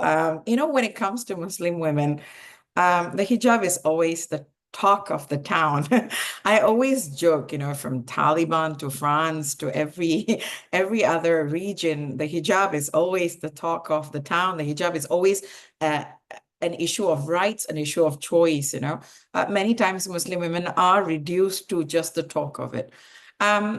You know, there was a time when I had to engage with a group of Muslim women, and even as a Muslim woman, I had a bit of when I found out that the women in the room were wearing niqab. Niqab is the veil that they wear, right? The veil. I was a bit hesitant, and it's surprising that I, as a Muslim woman, I was hesitant to engage with Muslim women who wore their hijab differently, and I think there was a kind of a discomfort that I had in engaging with them. But of course, I went there and we engaged with each other. I think in this photo behind me, you see poets. You are looking at business women. You're looking at women who are studying engineering, and you see very different women. But you know, when I reflect on it, why was I so hesitant? What is it about this women that I felt made me a bit sort of not confident in engaging with them? It's because of the way I have been planted prejudiced on about this identity. Even as a Muslim woman, I have been given a lot of negative stereotyping of such women. And sometimes these kind of negative stereotypings stops you even from entering the room with confidence. And it takes a big process to overcome this kind of prejudice and this kind of bias that the world has fed in you. It took me a lot of reflection to first tell myself that I don't know anything about these women in the room, and I need to walk in with that idea of curiosity and humility. And I think this is pretty much the problem that we have in the world today. Of course, I'm giving you a personal experience, but if you take many situations, be it between the Hindu Muslims or the Jewish Muslims or Abrahamic religions, there is a fear to engage because we do not ask ourselves what negative stereotyping, what prejudice, what wrong ideas about these people have been fed to me, right? And I think this particular incident changed a lot about me because the fact that I was uncomfortable in engaging with women of my own religion, just because the way we decide to wear hijab was different, showed that I had to break out of what the world has taught me. And that's really the first step. And sometimes I don't know whether people who want to have dialogue are first looking inward. Interfaith dialogue is usually presented as dialogue between different religious groups. But I don't think it's just about different religious groups. It's about different beliefs. Interfaith dialogue can also happen between people who are secular and religious and non-religious. So it's really about, yes, coexisting, sharing the space, interacting and understanding. But what is important is really that it needs to awaken your perspective about how people live their lives. My interfaith advocacy work really started because I was a post 9/11 young Muslim. The world did change for me after 9/11 on various counts. And I think I feared my identity. I feared the kind of rising Islamophobia. I was worried about, the way terror ideologies were affecting the world. So I felt that the interfaith dialogue work I do needs to help change people's idea about how individuals lived their life, right? And I think it was important that beyond all this idea of trying to change, the world and politics, firstly, the question was whether or not people had comfortable circles around them. Were people courageous about equality? Were people confident in their identity? So all these questions. And usually when you understand how people live their life, how they practice their faith, and how their views about the world are shaped by their identity, you do change the way you look at the world, and that's what transforms the world around you, and of course we hope the world eventually across. And what is important with interfaith dialogue is, are we able to facilitate, right? The most key factor in interfaith dialogues, building communities. And one of the areas that right now the world is facing a lot of weakness is the way interfaith dialogue is facilitated. Many times, interfaith dialogue are like ceremonies, you know. People come together, religious leaders come together, they stand together, they take photos, there is food, and that's what it. But, you know, interfaith dialogue has to move to a situation where contentious, conflicting, confusing points are converted into comfortable spaces where people can talk about it, right? And in order to do that, the facilitation needs to be able to create a crossroad. You need to create a continuum. And this is a practice that takes. The question we have now is, do we have people who can facilitate this kind of dialogues? Do we have such leaders? And, you know, I do take what Anes said. We want both sides to leave. We want all sides to leave. We want people to stop dying. And that kind of idea comes from the fact that you care for everyone and you need to hear every side of the story, right? And I think the question is whether we have interfaith dialogue facilitators, mediators who can create this crossroads from contention points. And that's a question I really leave to the world, right? Now, what did I do? I think I wasn't a young person who wanted to change the whole world. I wasn't confident because post 9/11, my identity was hijacked by politics, right? I felt like people were telling me who a Muslim was, right? And people were using the word jihad, and people were saying things about my religion which I didn't know, and all that worried me. And it's you know, Islamophobia has most affected women, even me. I'm from Singapore. We are very safe here. We've got very good environment. There's a lot of harmony here. And yet when I travel around the world, I'm not without fear. And so what I did was I really started focusing on my system. You know, the ecology of people is important. We need to understand what surrounds a person. What are the first 2 degrees of a person that and what is the experiences? I decided to focus on my family, friends, classmates, colleagues, and just people around me. I wanted to understand the communities around me. And that's really how my interfaith work started. I wanted to share with people, Fahima, I'm a Singaporean Tamil Muslim, and I want to know who you are. It was really one conversation at a time. And I practice what we call the dialogue of religious experience. It's personal, it's one-to-one, it's bilateral, right? I would visit places of worship. I want to go where people would be totally engaged in their worship and their faith. And I sit with them and I observe what they do. I observe how they feel. I try to absorb and internalize who are these people. What is their identity? Why is the religion so important to them? How does their religious values affect them? What are the grievances? What are the pain, the historical pain that they carry? What have they inherited from, you know, their ancestors? All this is so important. And, you know, why does a woman, a Catholic woman, decide to become a nun? What are the decisions? I think I started a lot of questions on why. I must say it took a lot of courage to be doing all this. It's the world is not necessarily kind to a Muslim woman who wants to walk into a temple or go to the Western Wall, sit down there, or even just, you know, sit down in a full mass in a church. I think as much as there are people who are accepting it, people also see it with either a bit of doubt or people are just curious. In fact, many times people always ask if I'm going to convert. That's because why would I be sitting in a mass, right? So, but that also shows the ignorance that people had towards interfaith. So that's what I did. I did lots of religious experience.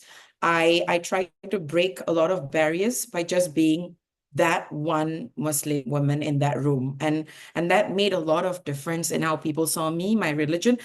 It changed how I looked at people. Now, one of the challenges I had whenever I did this was, how do I balance my Muslim identity with the understanding about other people's religion and obviously the worldview and the political views.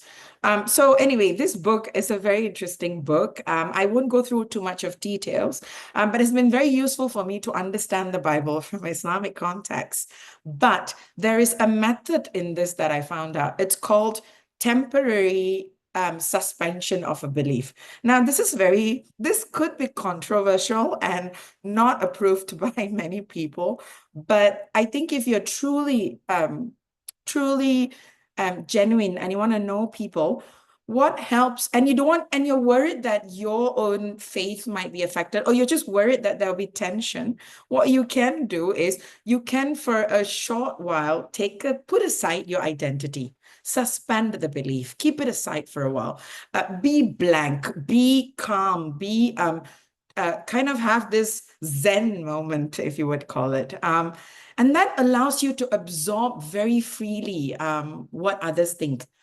You can never walk in a person's shoe. That's not possible. But if you want to sit down with them and try to almost shadow them, it helps for you to suspend your belief for a while and then see the world through their eyes. It's not easy. I can tell you that I have been in rooms where people said very unkind things about Prophet Muhammad, and that has really affected me quite a bit. But I think as time went by and I suspended my views for a while just to listen to them unconditionally, empathetically, it became better. And I think I can always sort of navigate between the nuances, and I can still be very strong in my identity and my belief while also respecting what they believe because they might have a different history. So this is a very useful method. I wouldn't encourage it for someone who's not strong enough, but I would say give it a try, especially if you're worried about how you would carry your identity and also understand another religion. This has been very useful for me in my Hindu-Muslim dialogues, in my Jewish-Muslim dialogues, even in my Abrahamic religions kind of engagements. So some examples, right? When I engage with the Buddhists, they are from the Dharmic religion. They are very different from Abrahamic religions. So, but you can kind of understand when you talk to them certain commonalities. I love the way the Buddhists are able to keep their focus when they're meditating. And interestingly, I could learn from them. And in fact, in my 5 times prayers, I would say I've learned to be more focused on it because of that. I don't think it's wrong to say that you learn something from their religion that has made you a better Muslim. And that can happen if you ladder into much deep dialogues. You have to understand the philosophy. And with the Sikh and the Muslims, I love how they kind of respect and treat the guru as really a guardian of their life, right? And I see a lot of parallels in how the Muslims treat the Prophet and how they treat the guru. This kind of understanding happens after a few years where you can exchange about these elements. Like I said, the comfort circle that you create allows you to go into such dialogues. And you will be brave enough to ask a lot of questions if you have created. So Sarabjit here, Sarabjit Singh here is one of my confidence circles. We know each other for many years, and I can almost ask him any questions because the years of Sikh Muslim discussions. Hindu-Muslim, I think some of us are familiar with the kind of situation that's happening in India regarding this sometimes. And there was a time where I told my friend here, Raj, that I want to learn about Sanatana Dharma, which is becoming a bit of sensitive word among some Muslims. And after doing a tour of the temple and just discussing, we kind of found this nice crossroad, right? Where for him, Sanatana Dharma is an eternal way of life. And indeed, for me, Islam is also the way of life. So we've done 2 sessions. We're going to do the 3rd session soon. And like I said, this happens after 4 or 5 years of friendship and lots of confidence. And yes, and I think when I shared about this so we call it the Salam Sanatana Dharma. That's what we call it, right? And when I share with it, the number of people who message me on the internet, just being so educated about it. But I've also received messages from people who said that this is almost not possible to do where they are, right? Even to use the word Salam Sanatana Dharma, right? So I realized that when I share something of my experiences, it has effect on people very far away. And for those who cannot do this, it gives them a hope. If they're not able to do it today, maybe one day they will be able to do it. And of course, a lot of my work focuses on Jewish Muslim, Abrahamic religions, as well as Hindu Muslim, mainly because these are areas where I feel at this stage there has to be more dialogue happening. And of course, with Jewish Muslim, there's just a lot that I love to explore. And even in the past 1 year, against the backdrop of the war, I have been able to keep a lot of my dialogues. I've continued. There has been difficult moments, but we have gone through it.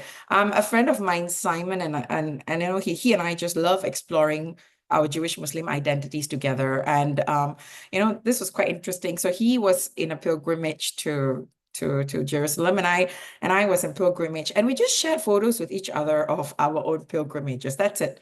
It can be that simple. You know, sometimes you don't need complicated, you know, ceremonies and conferences to understand people. You know, I always wonder why people have all this big, you know, huge activities and events. And when you ask the people, have you understand each other better? Usually the answer is no, right? So the question is, do you know the person near you? Then if you don't know, then you're never going to change the world, actually. So Simon and I think, know each other for about 4 or 5 years, and we've understood each other so much. We love to go to museums together. We call it the after Juma before Shabbat to us. You know, this is just the fun things that we do, and that makes us love. We love to do this. And I would say, against the backdrop of the war, Simon and a few others have been my confidence circles. I think we've become safe spaces where we can really share what we think. And of course, sometimes we do kind of feel a little bit of discomfort here and there, but the friendship remains. And that is because of years and years of sharing such, you know, interfaith dialogues, right? So really, that's my experience. Just to share a bit, I'll just close off with a little bit of Singapore context. In Singapore, we are one of the places where it's known to have racial religious harmony. And you know, for us, we had independence in 1965. Even before that, in 1949, we had the Interreligious Organization Singapore, and they set the DNA for interfaith for us. So I grew up in a context where something like the IRO, the Interreligious Organization of Singapore, looking at 10 people praying together, even in national ceremonies, was normal for me. Many people might think that, you know, what's the big deal? 10 people praying together, but this is impossible in many countries. In fact, recently I was in a dialogue where a person refused to sit next to another person because of the identity they hold. And I really broke down and cried because it was difficult to get the person to sit down. And it's sad that a person doesn't want to sit next to you, right? And so I started to appreciate the fact that there's this 10 people. You know, the minority religions like the Jains, the Jews, the Zoroastrians have all been part of the IRO for a very long time. And I think that's also what makes me very proud as a Singaporean, that it's possible here. In Singapore, we do, you know, interfaith dialogues. There are some examples. In 2022, I was helping out with this activity where we had the Abrahamic faiths, you know, and we wanted to ask the leaders of these different religions, you know, how do you treat non-believers? Why is Jerusalem important? How are women treated? What is their position? These kind of ground up efforts by advocates and interfaith activists helps to push the conversation, right? And if you notice, although it is between the Abrahamic religions groups, we also brought in atheists, agnostics, non-believers, because we do want people to be able to comfortably talk about this. These are contentious issues. People shy away from it. And the only way to do it is to facilitate it in a comfortable position. And And one of the things that I recently thought was very well done was the Jewish community in Singapore. The Jewish Welfare Board organized the Jewish-Hindu Interfaith Dialogue. They're doing it with a few series of people, I believe, but it is very interesting to observe that, the leaders and the members of the Jewish Hindu communities, they gathered, and there was, they used this card games to sort of just share about each other's lived experiences. And these are the efforts both the minority and the majority religious communities are taking. These are very important. You don't always need to have serious interfaith dialogues. Sometimes it's really just knowing, and this kind of closeness is what allows us to hold each other strongly, even during crisis times. And just today morning, so it's 9:25. Just today morning, I was. It's the Vesak day for the Buddhists. So just today morning, I was at the Buddhist Union, and in Singapore, what I love is every festival, be it the Sukkot, the Christmas, the Eid, there is always an interfaith table for interfaith leaders.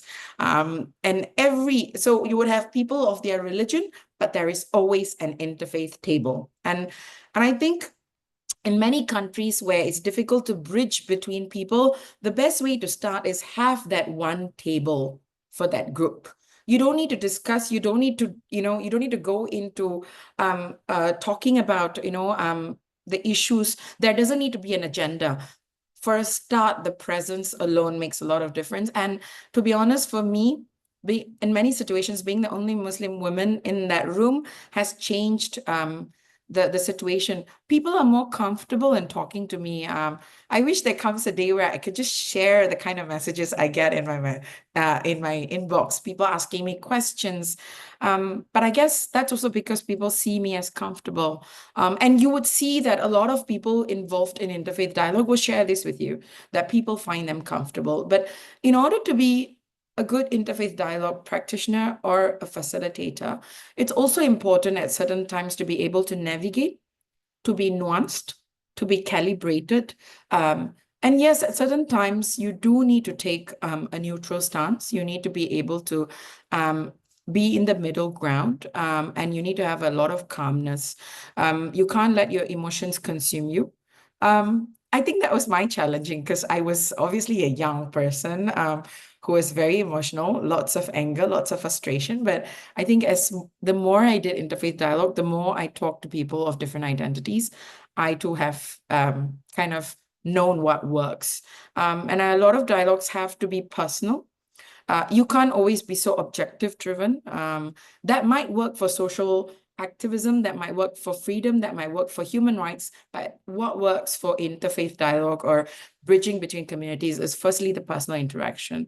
If you don't know how many kids the person has, there's just no use talking about how the two of you will be together. So yeah, so these are just some personal things. I'm going to stop that. Yeah, so I hope that's useful.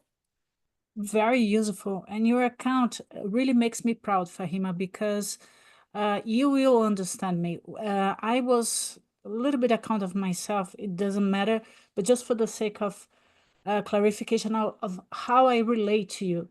I was born and raised in a family in which my mother, for instance, gave me many sources of religious doctrines to read. So I naturally was raised to have this cognitive openness to many religions. And one thing, since I knew about Islam, since I began to study a little bit about Islam, and then I found Islamic, I met Islamic friends that I bring with me until now. What really bothered me was in the West, two tendencies. The first was to discredit Islam and discredit Islamic people as being basic, incapable of thinking, incapable of elaborating, things like that. A pure stereotypation that really made me uncomfortable, pure prejudice. More, and another layer of prejudice was against Islamic women, as if they were not capable of thinking, of critical thinking, of elaboration, etc. Your very personal example is amazing because you demonstrate to Western audience, to those people that are not acquainted with Islamic women, how they can be powerful, refined in their word views, refined in their political views. It's really something that I'm really proud of bringing to my audience. In Brazil, we do not have a very expressive Islamic community, and sometimes Islamics are unfortunately targets of prejudice and Islamophobia. In Brazil, we had a rise with the migration of some Syrian refugees. And well, first of all, I would like to thank you for your living example, right, of a powerful young Islamic woman capable of critical thinking and political action. Political in Platonic sense, not political party sense. So congratulations. The questions that I would like to address to you, the first of them is certainly about Islamophobia. It's something that we cannot circumvent. Islamophobia is rising again. Is rising in America, is rising everywhere. Unfortunately, this attachment of Islam and terrorism is something that is very worrisome. How do you feel this in the world, in Asia? Is Islamophobia being on the rise once again? And another thing that I would like to ask you, do you think that powerful Islamic women like yourself are being more heard in the West, are being more considerate? People are understanding that it's a matter of choice, since West civilization values free will. It's a matter of free will of choice of religion. How are you experiencing these two things, the rise of Islamophobia again, and the West being more acquainted with women like yourself? In terms of the Islamophobia and the anti-Muslim, I think that was one of the concerns that I had.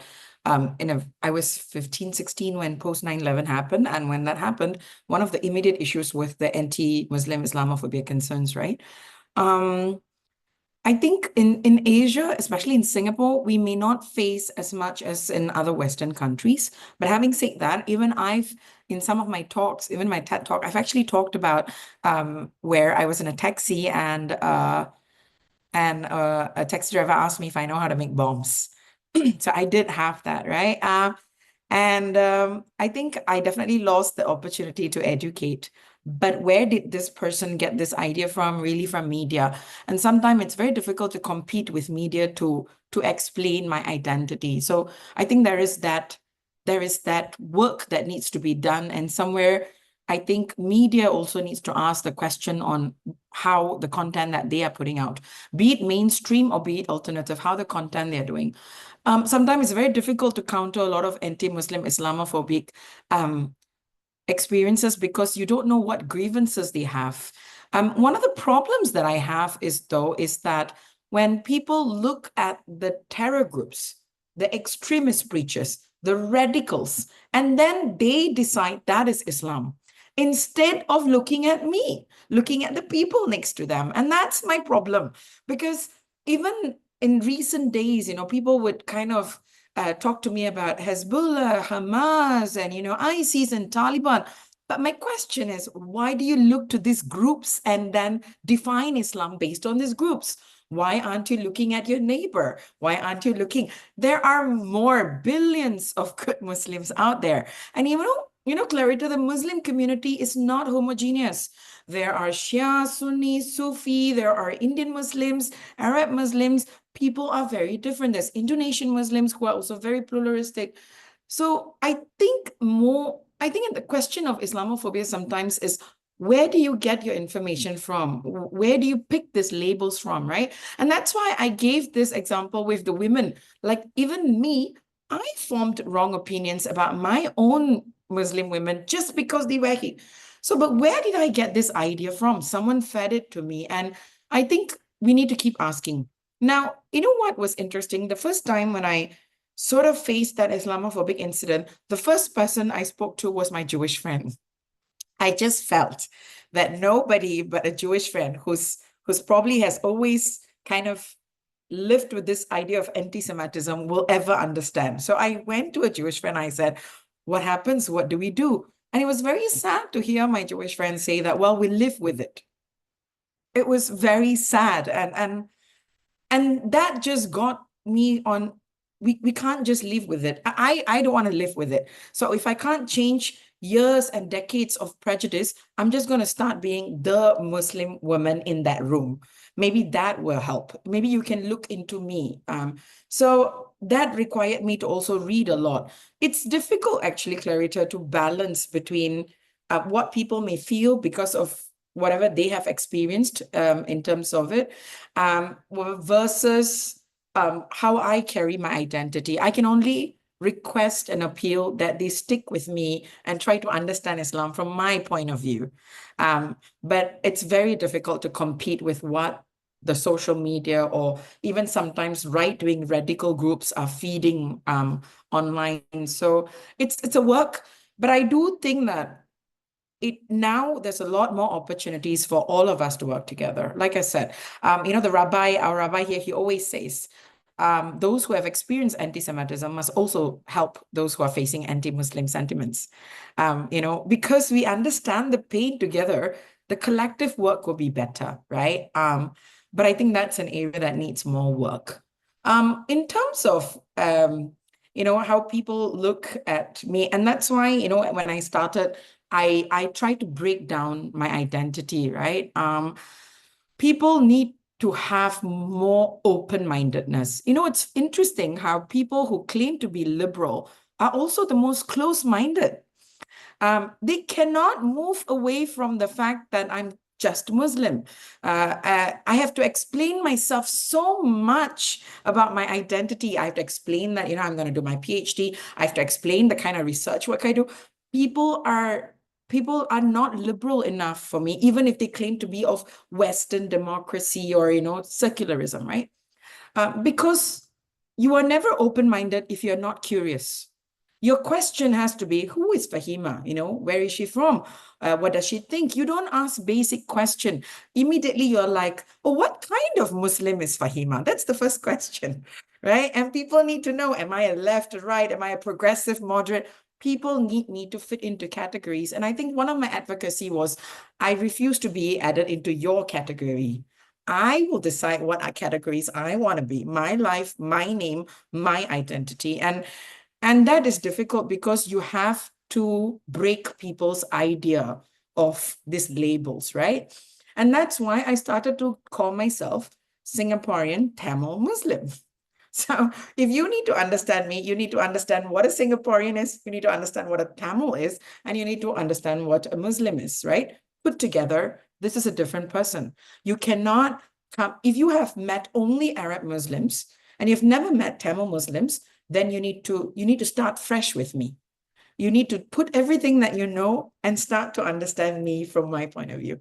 And again, it's an ongoing education. I would say on many days, I wake up to give up, for surely. It gets very tiring. It's very lonely. But I have people like you that just magically just turn up to give me confidence.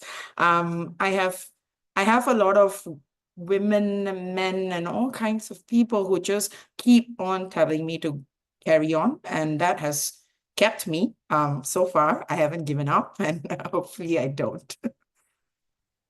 Nazaf, be sure that people also try to put me in boxes, you know, trying to limit myself from my identity and trying to engage hate speech against me, because in a way I'm trying to congregate people with a pro-peace mindset. It's something which is very sad, because in Brazil, until very recently, we love to say that we were the country of more or less peaceful coexistence. across the world, we have this, at least this fame, right? And I do believe still, perhaps I'm an idealist, but I do believe that in its core, Brazilian people is peaceful, is pro-coexistence, but they are being captured by extremist parlance, extremist political speech, right? People that do not want people of different faiths to dialogue. It is needless to say that even across Christians and Jews and many other faiths, we have extremists. Those religions are very vast and very diverse, and there are people more at the center, more at the extreme, more tolerant and more intolerant. So it's not a prerogative of Islam, right? It's a matter of human beings. So, and people must understand that this kind of Manichaeism, this attempt of creating demons and angels, it doesn't fit even in Disneyland. Disney nowadays is considering problematic to put in a box the heroes and the villains, because people are, complex, right? Yeah. Right. So it's not me, Fahima. It's you. It's you that give me, the hope that this dialogue is possible, because in a way, although anti-Semitism and Islamophobia is on the rise again in the world, still Brazil, it's not a safe haven, but it's a country in which those impacts we feel in a very moderate intensity as compared to the rest of the world, right? So in a way, although I've been the target of people that do not want this dialogue to happen, right? In a way, it's far easier for me to provide this kind of dialogue than perhaps than Escanter and many others that we brought to the table during those dialogues. So I have to thank you so much. Fernando Oliveira wants to address you a question. Please, Fernando. Yes, can you hear me well? Okay. First of all, let me just thank you, the International Relations Commission, for this talk. It is very unique to be able to hear about what we are hearing here today, in Brazil especially. So thank you for organizing this. And Ms. Fahima, thank you for your experience, for sharing your experience. I study a lot the process of peacemaking. I did a master's in the UK, in Belfast, to study the Troubles period and conflict resolution. And I'm addressing my studies to that and penal abolitionism. As a criminal lawyer, I study a lot about penal abolitionism. And something that always comes up is a way of dealing with conflict without necessarily punishment being the main purpose of it, but thinking about the victim and thinking about dialogue. So there comes, for example, the post-apartheid period in South Africa was a lot about it. So coming from your experience, how do you think, what have you seen that we can use to address conflict? And do you see a way of bringing it to the justice system, to the judicial system? Well, I think we cannot run away from, I do believe that international law, I do believe in judicial systems came for a reason. I mean, if you study legal reasoning and philosophy, we know why we came up with it, right? And quite a lot of it is also drawn from a lot of religious civilizations, right? And be it punitive measures or even dialogue, these have existed even in religious civilizations, right? Yes, it is necessary for whatever reasons that were created for. It's to ensure stability. It's to allow people to have a kind of compensation. And I think it exists. Now, the question is, at which point do we bring in this kind of dialogues, right? Now, one of the things that perhaps what is lacking is, have we truly understand the pain points and grievances on these different sides? Now, usually, judicial systems come up with an adversarial setting, right? There is a right and a wrong. We are looking for the right and the wrong. We go to the table to prove a right and a wrong. So we've already got an agenda set. Now, dialogue doesn't work that way. Dialogue works with a lot of curiosity on who, what, when, how, right? That means you don't necessarily have a premise yet. You don't operate on a prima facie based on this evidence. Let's think in an ABC way. There's a lot more room for fluidity, right? Dialogue allows you to also pay more attention to sentiments, to feelings, which I think in judicial system is difficult to prove evidentially, right? So the question, I think, is, can we then have dialogues at a starting point before it goes to judicial system? That's one thing. Or can we bring in people who are able to find, but you see, this is tricky because in this process, we also cannot lose sight of justice that needs to be served. Because when justice is not served, people will live with the grievances for generations. And we see that, right? So can the dialogue allow us to negotiate justice in a way where we are not punishing both sides, or we are not dismissing both sides in some way? And that's very challenging. To be honest, even my Jewish-Muslim dialogues in the past 1 year have been very challenging. And also because I took the decision to also learn to really speak to more Israelis while also speaking to others, right? I wanted to really speak and understand. And now when I do that, how do people look at me? They will look at me as complicit. They will look at me, they will try to label me as a pro-Israel. I'm not pro-Israel. I'm not pro anything to begin with. You know, if I need to be pro, I'm a pro-Singaporean, if that helps. But I do want to hear the voices on every side. The work of dialogue, the ethos of dialogue, is to hear every voice. And but at the same time, I have to do that without undermining, dismissing, disregarding the pain on the other side. And it's difficult to find that nuance. I've not met anybody who's been smart at handling that kind of dialogue yet. I think people fall to taking a category. So I don't think I have an answer, but I would say we can create more facilitators who are able to go into communities and pick the emotions, sentiments, pain points. That helps. I don't think there is enough effort for that. And people don't share, by the way. You know, just the online example. You think that there is 500 comments, and that shows what a community or people think. But I feel there's 5,000 comments that are not in that area, right? There is a lot more missing. So can dialogue allow us to find areas that will ensure that we do not serve justice or pass law or judgments that will affect the entire community? Does it shape the opinions of that? I think these are a few things. Of course, I'm giving you very abstract. I'm not giving any examples because there's no case that we are looking at. But the balance is between understanding different sides, their pain points, versus to ensure that justice is also served in the most rightful way. And I would say the international bodies have a long way to go.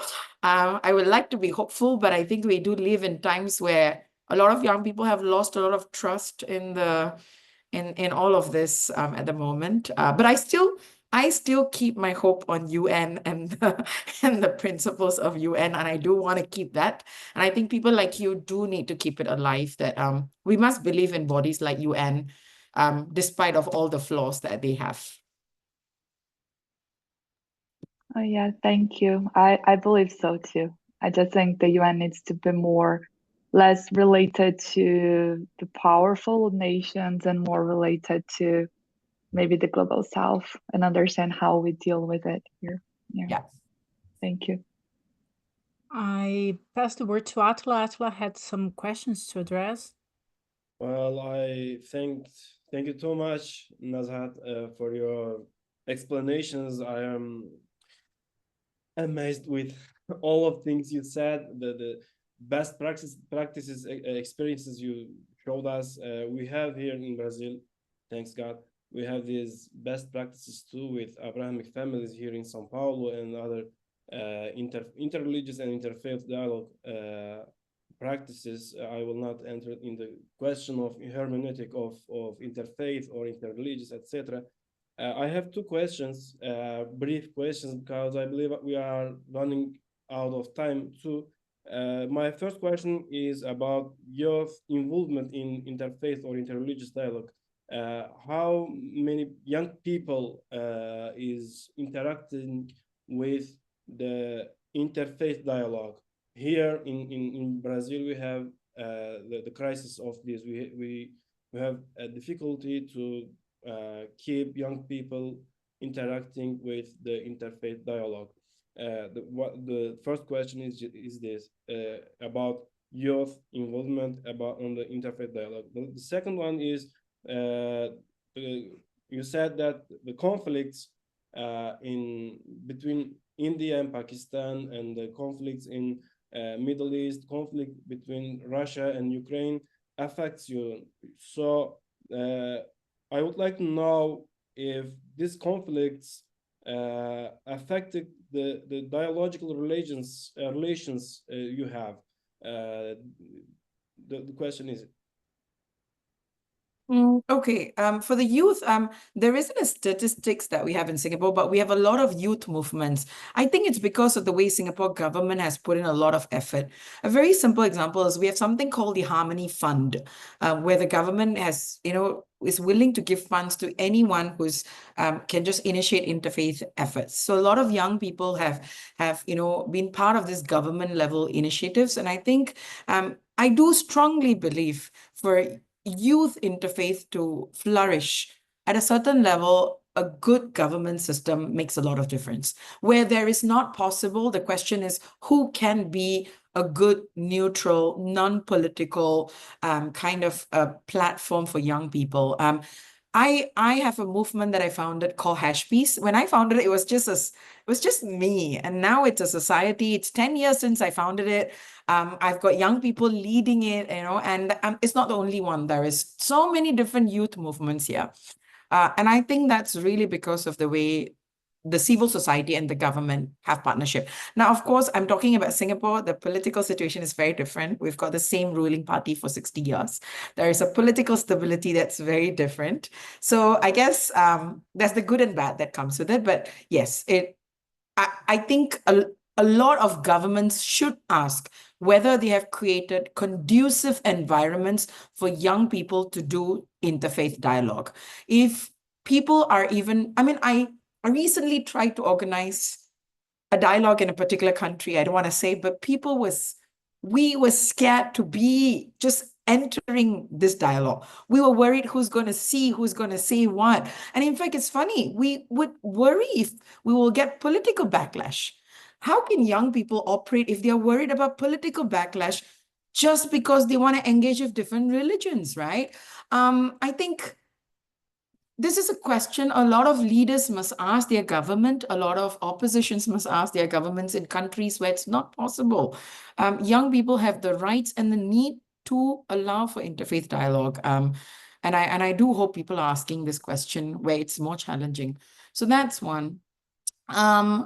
In terms of the conflicts, yes, I would say after October 7, there were some moments where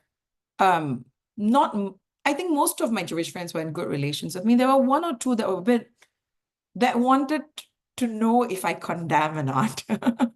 That question, that do you condemn question. And I had to look at that friend and say, I'm the girl in the Holocaust memorial with you. You can't ask me this question, right? But it took me a lot of process to understand why it was so important for them to hear me say it, right? And I was frustrated that you need me to hear. So there was a lot of tension there.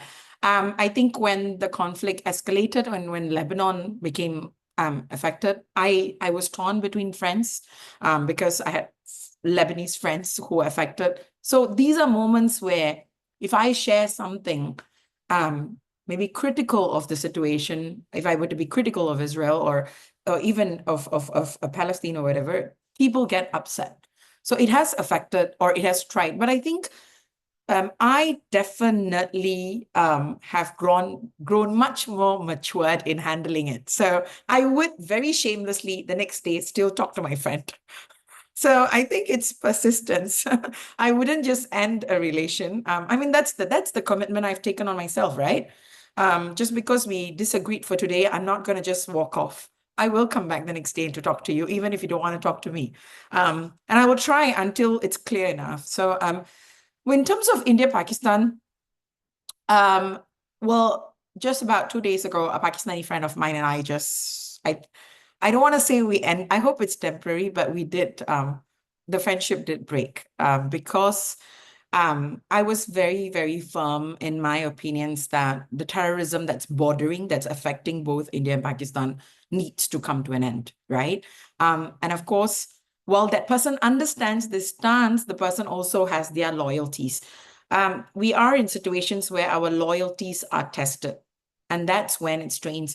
But I would say, if you want interfaith to work, you must have a bit of thick skin and shamelessness. Go back the next day and try to talk.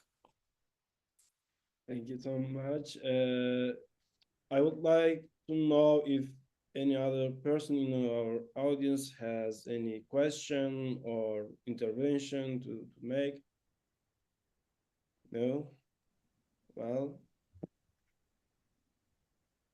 I Wonderful believe it is. wonderful words, Nazaf, and we hope in the name of the Brazilian Bar Association that you will be our speaker again in a future event, that we elaborate, because your example is inspiring, your voice is loud and strong, your intellect is even stronger, and I'm so proud as a woman to have you as this example. Really, really. Thank you for finding me, Clarita. I was very surprised. But that's a follow good thing about social media. I follow you. Thank By you. the way, I would like to thank Clarita, because I Yes. even didn't know until now that there was a people called Tamil. So it's my ignorance. I didn't know. I studied my master's degree in study of religion, and I didn't know that there are Muslims or people called Tamils and so. So thank you so much for this Thank you. opportunity. Well, Thank I you so learn all the much. time.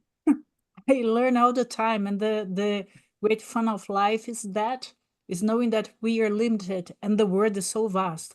There is, Nazaf, a very cherished poet in Brazil called Fernando Pessoa. Is his many famous poems and essays and everything, and there is one that I love: "Be plural like the universe." When we find in ourselves the Islam in ourselves, the Christianity in ourselves, the Jewish world in ourselves, the Hindu world in ourselves, we understand that we can access those realities. We can understand people of those creeds, and perhaps those creeds lie a little bit in our heart as well. There is another saying of Terêncio, a known philosopher, a Greek philosopher, that says, "I'm a man. What is human does not surprise me," which means inside I have everything. I have Jewishness, Islam, I have Christianity, I have Hindu, I have everything, including perhaps agnosticism or everything inside if I search a little bit more. So thank you very much. Thanks so much. Thanks to all of you. And thanks also for allowing me to hear NS. I think there's a lot I learned. I come from a different part of the world, and today I felt like I learned a lot more. And I do hope to be in Brazil one day. And me in Singapore, we will exchange. We'll Yes, visit please, each other. you must come here. Yeah, be my guest here. Yes. So I will now pass record of Mr. Mark Donag, who is another speaker of ours and couldn't attend personally synchronically to this event. Actually, now I cut because his record was with low quality, and then I will add and edit it before. Even Mr. Alkhatib, if he finds a way to record, I will edit. So the event per se ends now. I thank you so much for you all the audience, and well, hope this enlighten a little bit more and create a space of peace and dialogue between our cultures, creates both political divisionism and political extremism. Thank you so much for the participants. Thank you. Take Thank you, care. Rafa. Thank you, Atila. Thank you, Enes. Thank you all. Thank you Bye-bye. too. Hi, my name is Mark Donig. I am a lawyer and a business person based in New York City. But today I want to speak a little bit about my role in a different capacity, and that's as a volunteer and longtime one of the heads of interfaith relations at the Hostages and Missing Families Forum in the United States, which has been the main advocacy organization focused on advocating for the release of the hostages held in Gaza. Rabbi Abraham Joshua Heschel, one of the great 20th century American rabbis, theologians, and prophets, wrote about interfaith relations in 1966. To meet a human being is an opportunity to sense the image of God, the presence of God. According to a rabbinical interpretation, the Lord said to Moses, "Whenever you see the face of a man, there I stand before you." There are few quotes and few humans who better exemplify what interfaith work represents to me. Rabbi Heschel, who came from a long line of distinguished Polish Hasidic rabbis before moving to New York during the Second World War, understood and practiced what too few of us do today. Religion cannot only be seen as a barrier to peace and mutual understanding. Rather, it can serve as one of the most powerful tools imaginable for peacemaking, empathy, and diplomacy, not only across faiths, but also races, ethnicities, and identities and nations. For Rabbi Heschel, his faith and his awe and wonder that encompassed everyday existence were matched by his understanding that we live in a deeply broken world and that it was humanity's job to repair it. It was this strong commitment to both faith and acts that brought Rabbi Heschel together with one of his most famous and closest friends, Dr. Martin Luther King. Like Rabbi Heschel, Dr. King came by his commitment to civil rights and humanity and equal dignity under the law, not only through his lived experience, but through his religious faith in a just God. More specifically, Rabbi Heschel and Dr. King were inspired by the stories of the biblical prophets, human beings who channeled God's pathos and words to demand better of a society that had rebelled against God's commandments to treat one another with dignity, to clothe the hungry, to feed the poor, and to care for the orphan. Together, they carried visions of a society that would redeem itself, that would be inspired and live out the Exodus story for their own era. When Rabbi Heschel marched for civil rights in Selma alongside Dr. King, he said that he felt as though, quote, "my legs were praying." There are many strands of my faith that make demands on how we act towards God or how we act internally. But for those who are moved by the prophets, God and godliness is not only manifested through humanity's relationship with God. Rather, we demonstrate our faith through our relationships with one another. Perhaps that is why the prophets and their ideological descendants like Rabbi Heschel have always moved me. Over the last year and a half, I've been thinking about Rabbi Heschel and the prophets often, as the Jewish people have navigated one of our most painful, complicated moments in our history, following the October 7th Hamas attacks against Israel, the ensuing Israeli response and protracted, difficult war, and the harsh rise in worldwide anti-Semitism, as well as the enduring pain of a hostage crisis that has endured for close to 600 days. It is my faith in my reading of the prophets that has inspired me to work across religious, ethnic, and racial and national differences, to push relentlessly on issues where those not like me on a surface level share a common cause for justice and humanity. While in law school and throughout my years as a venture capital lawyer, each year I would take on pro bono 2 to 3 humanitarian cases through my law firm over the past decade to defend a leading pro-democracy dissident or hostage being held in the Middle East or Africa or Asia. Our teams would consist of some of the most wonderful Muslim, Jewish, Christian, and other immigration lawyers, activists, policymakers, and advocates around the world, often with wildly divergent views on various geopolitical or religious issues, but united in our common cause to ensure that one person stayed alive and was empowered to thrive. This, for me, was the most powerful manifestation I could think of faith in action, leveraging whatever skill sets and networks I had and my faith inspired by the prophets in my own religion to defend modern-day prophets who, like their ideological predecessors, were oppressed and hated for their calls for human dignity. The more I worked with these people unlike me, the more I realized just how deep our commonalities were. Not because we were secular humanists who shared core identities, quite the opposite, in fact. Rather, it was because I saw in them a reflection of the divine, and because I saw holiness in the relationships between them and myself. I saw our ability to live out a shared lesson that the Bible tried to teach us, but that too many of our predecessors and us had failed to learn. No one had the prophets' backs in biblical times. They were often hated, despised, alone, and disregarded from society. What I saw our teams doing was learning the lessons from the biblical past to live out an understanding when we uphold our prophets and protect and defend and uplift them, we send a signal to that our prophets of today and of the future and their prophetic call for society to better itself are worth our esteem and respect. And with it, maybe that their prophetic call for reform will receive society's more attentive ears and will lead to change. Over the past decade, the prophets I have worked with have been of numerous races, religions, colors, and sexual orientations. And then on October 7th, a profound turn happened, one which I never expected. The prophets who I set out to defend were among my own, and the prophets who I worked with to defend them were not. On the morning of October 7th, 2023, I woke up in Greece for the first day of a family vacation to celebrate my mother's birthday. The plan had been for me to travel from there to Jerusalem, where as a board member of the National Library of Israel, I would partake in the official opening of that National Library. As I realized the enormity of the new world we were living in the morning of that attack, I realized that the second leg of my trip was not going to happen. Instead, I became laser focused on seeing if there were small ways that I could help from a distance, even if I had no idea what quote-unquote help actually looked like. In the weeks that ensued, 3 critical conversations followed. In the first, with my friend Alina, we were brainstorming how we could help.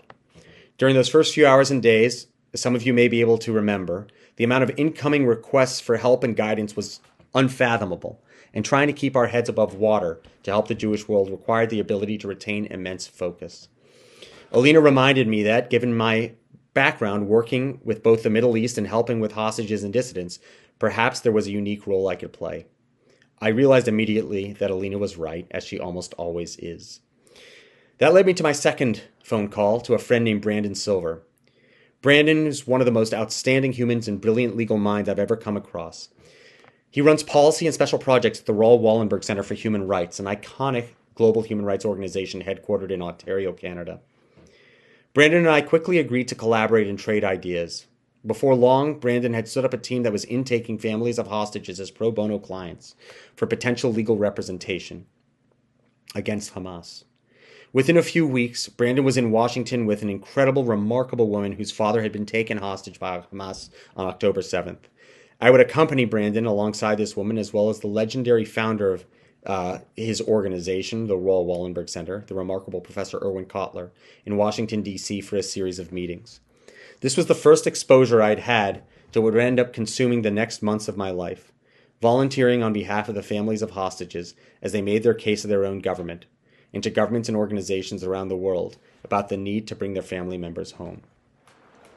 The third meeting I had during those initial heady days took place just after I landed in New York from Greece. Alongside my close friend and teacher, Dr. Michal Biton, we co-organized a post-October 7th vigil for friends to come together in song, prayer, and community. At the end of the vigil, Michal invited us to go around and to share whatever activities each of us was doing to support our community at that time and in the wake of October 7th. One of my good friends, Matan Sivek, spoke up near the end. He said that his friends in Israel had just stood up a new organization called the Hostages and Missing Families Forum and had asked him to open a branch in the United States. He said he would soon be leading that branch and invited those of us in the room to be in touch with him about helping. Immediately after our vigil ended, I went up to Matan and told him that whatever he was doing, I was interested to lend whatever skills and contacts I had to support him. A few weeks later, after both the Wallenberg Center and the Forum had concluded their first delegations to Washington, D.C., I reconnected with Matan and his incredible wife, Bar Ben Yaakov, to discuss opportunities for collaboration. We quickly realized that given my background and connections in the Middle East, Both as an international corporate lawyer and as someone with human rights connections in the region, I might be able to help them stand up a division focused on interfaith relations, which we understood would be critical to getting the hostage families' voices out to different communities across America. And that, in turn, was critical to keeping the hostages issue as a top American priority. Together with extraordinary leadership of the forum, led by Matan, Bar, and Donna Quaigrach, I thus had the privilege to build out an interfaith effort with their work and support. Our goal during the Biden administration was simple: to build out key relationships across partisan lines to elevate the Gaza hostage crisis and to ensure that Americans of all faiths understood that bringing the hostages home, including their fellow Americans, must remain a priority. Over the course of the next year plus, I would have the privilege of volunteering alongside the Hostages and Missing Families Forum team in the U.S. and to organize meetings and delegations with family members of the hostages held by Hamas to meet with different faith groups to explore collaborative opportunities. And this has given me the privilege of a lifetime to work with people from around the world to try to help my own people. And the challenge and the privilege of working with communities and faith leaders from around the country and around the world, often with wildly divergent views and different interests, to explore where it was possible to align efforts. Many of these meetings remain confidential and are likely to remain so in order for them to be effective and to maintain the trust for future such meetings. But there are a few individuals whom I would like to specifically lift up through three brief anecdotes that are, at this point, fairly public and that are worth recounting between Jewish partners and our interfaith partners, in order to discuss the role of faith in action and interfaith in action, and the lessons that I have learned through humanitarian activism across difference. The first lesson I've learned is to find your allies across partisan and other divides, put every other difference aside, and work relentlessly with them to help protect human life. Political, religious, and ideological divides mean absolutely nothing when it comes to matters of human life. You must work with anyone and everyone who can help you achieve the outcome you seek. And more often than not, when you share a sense of humanity and when you understand the stakes, you're able to find common objectives.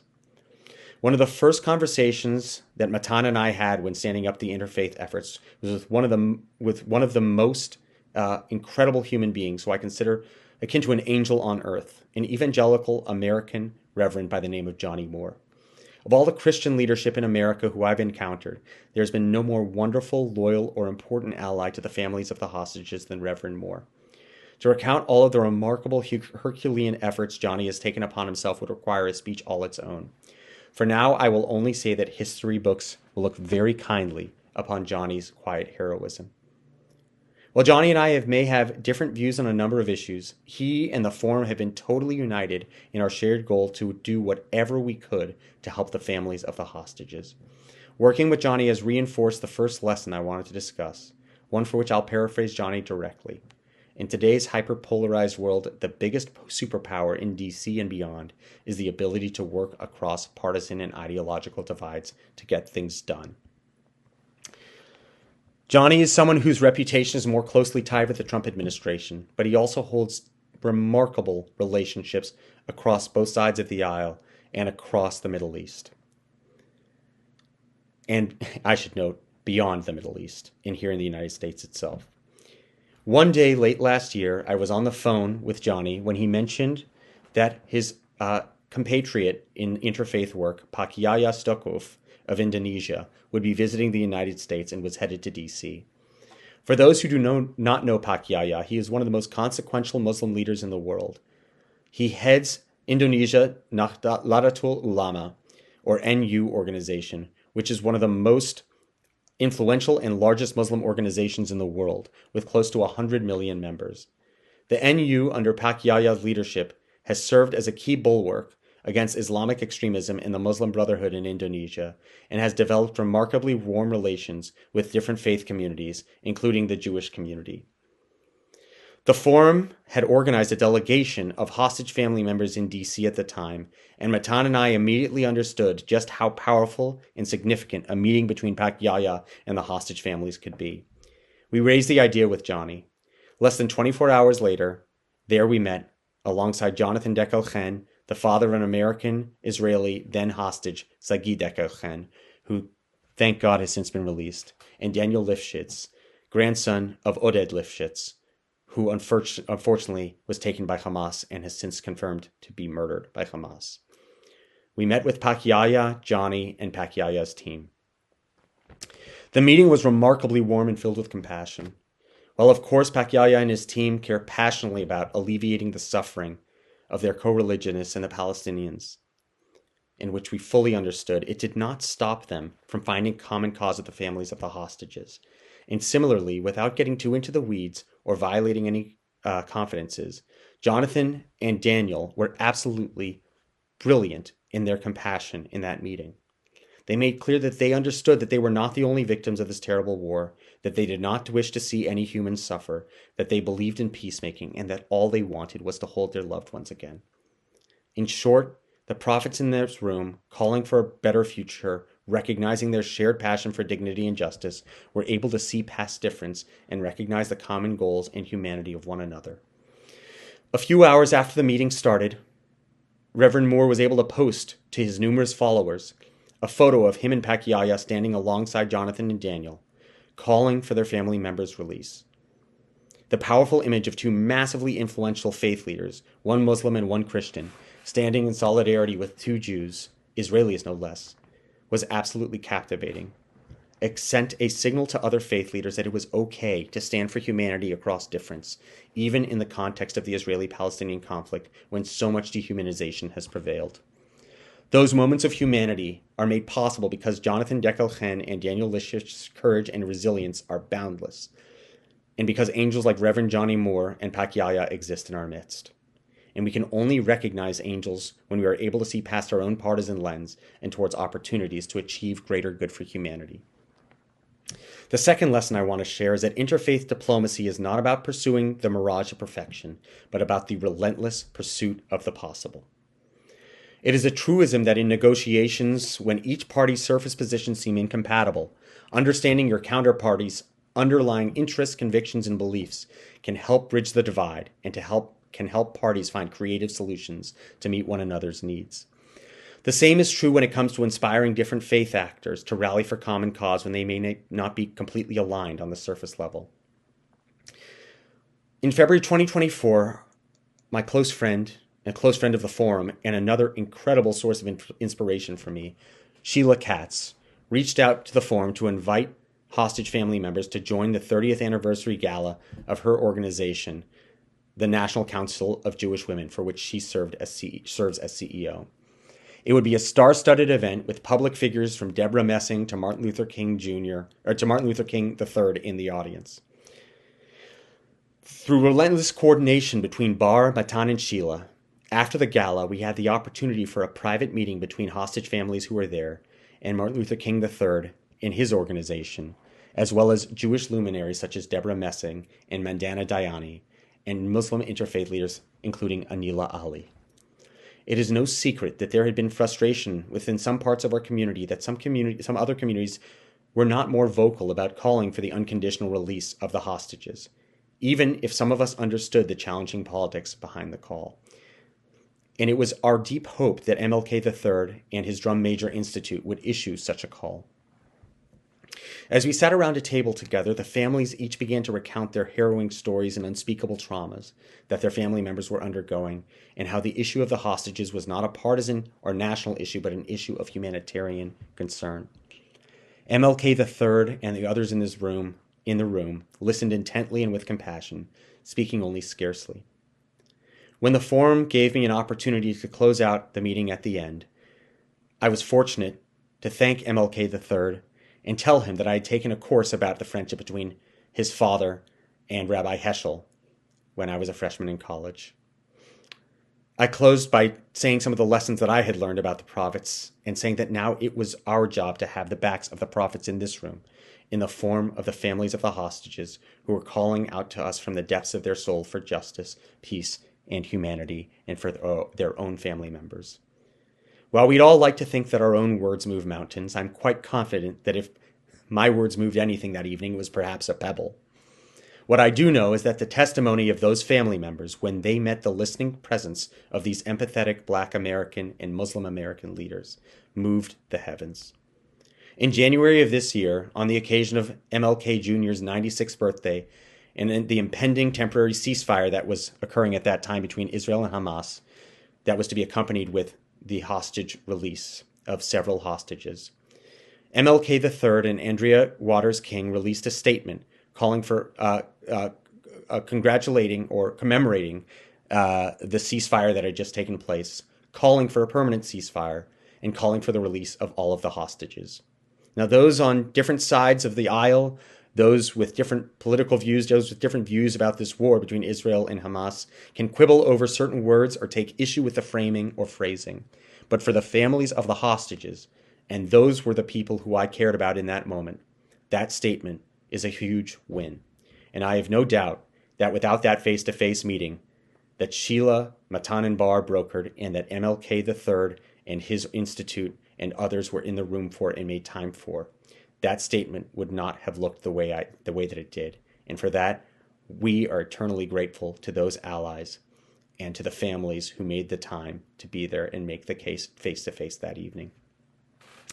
And speaking of face-to-face, the third and most important lesson that I have learned is that in order to truly have one another's back, you must first see their face and make sure that they can see yours.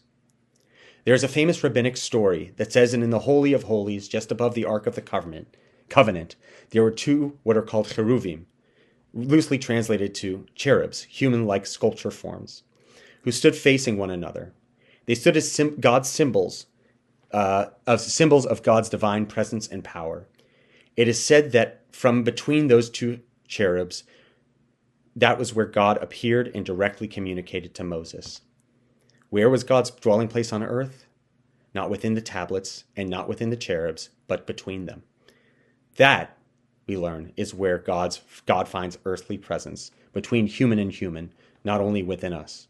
God's presence, the story teaches, exists between us in how we bring godliness to one another. It is when we see each other face to face that we can act the way we are supposed to act, through our actions here, through our interconnectedness and interrelationships, and our acts of loving kindness towards one another. There are few people who have more courageously personified this than my co-panelist and my brother, Ahmed Fouad Alkhatib. Of anyone who I've ever met and befriended over the past year and a half, there is almost no one who I can think of who would have more of an excuse to turn away from the faces of Jews and Israelis, to turn away from engagement, to turn away from hope. Ahmed, who is a Palestinian from Gaza, has lost over 30 of his family members during this war. This loss and pain is almost unfathomable, and as we feel the pain of our own people, it makes us stronger, not weaker when we recognize and humanize this other form of pain. Yet whenever Ahmed has been able to meet with the hostage families, he has done so. Ahmed's capacity for empathy across ideological divide is absolutely remarkable, and his willingness, equally powerful, to call out those, even on his side, like Hamas and its sympathizers who are unwilling to exhibit similar humanity, who do not share our values, and who are enemies of his and ours alike, only adds to his credibility. Ahmed has intuitively understood the trick that so many other prophets in current and historical times took time to learn. It is true that those who share our blood are family, but it is also true that our tribe consists of those who are willing to fight against our shared enemies and for our shared values. As Ahmed has fought tooth and nail against Hamas and its backers in the West, giving voice to the voiceless Palestinians who detest Hamas, and what it has wrought upon their society in Gaza, let alone upon us, the Jewish people. He has had the backs of the hostage families and ordinary anti-Hamas Palestinians alike, speaking for the oppressed in deeply principled and morally courageous ways. I may not agree with everything that Ahmed says, but I know that at the end of the day, he is capable and has been willing to have our back, often at great cost to himself. I pray that we will have, similarly, the back of people like Ahmed, who have put their very lives on the line for a brighter future for both of our people. And as Ahmed will surely tell you, he has been able to do so because he has seen us face to face and seen our humanity. I pray that we will also see his. I'll close with this. I have no illusions that the anecdotes I've just recounted are the reason that any hostage deals have come to fruition. What I do know is that you never know what meeting, What words, what acts of faith can make the difference and can change history along with the minds of key decision makers? Those American diplomats who helped negotiate the Oslo Accords in the 1990s often recount wistfully in retrospect their belief that they should have done more to incorporate and recruit religious voices who could have supported the peace process. Instead, peace was negotiated among the secular, and extremist religious voices were able to claim the mantle of speaking in the name of religion, and in so doing often played the role of spoilers. However one may feel about previous Israeli-Palestinian negotiators, the main point is that religious diplomacy has a fundamental role to play in peacemaking. But it is up to the people of faith who believe in interfaith relations to play that role, to be in the arena, to not cede ground to extremists and spoilers. If only secular or those who eschew faith in whatever way are involved in efforts for peacemaking and understanding, then the future of peace is grim.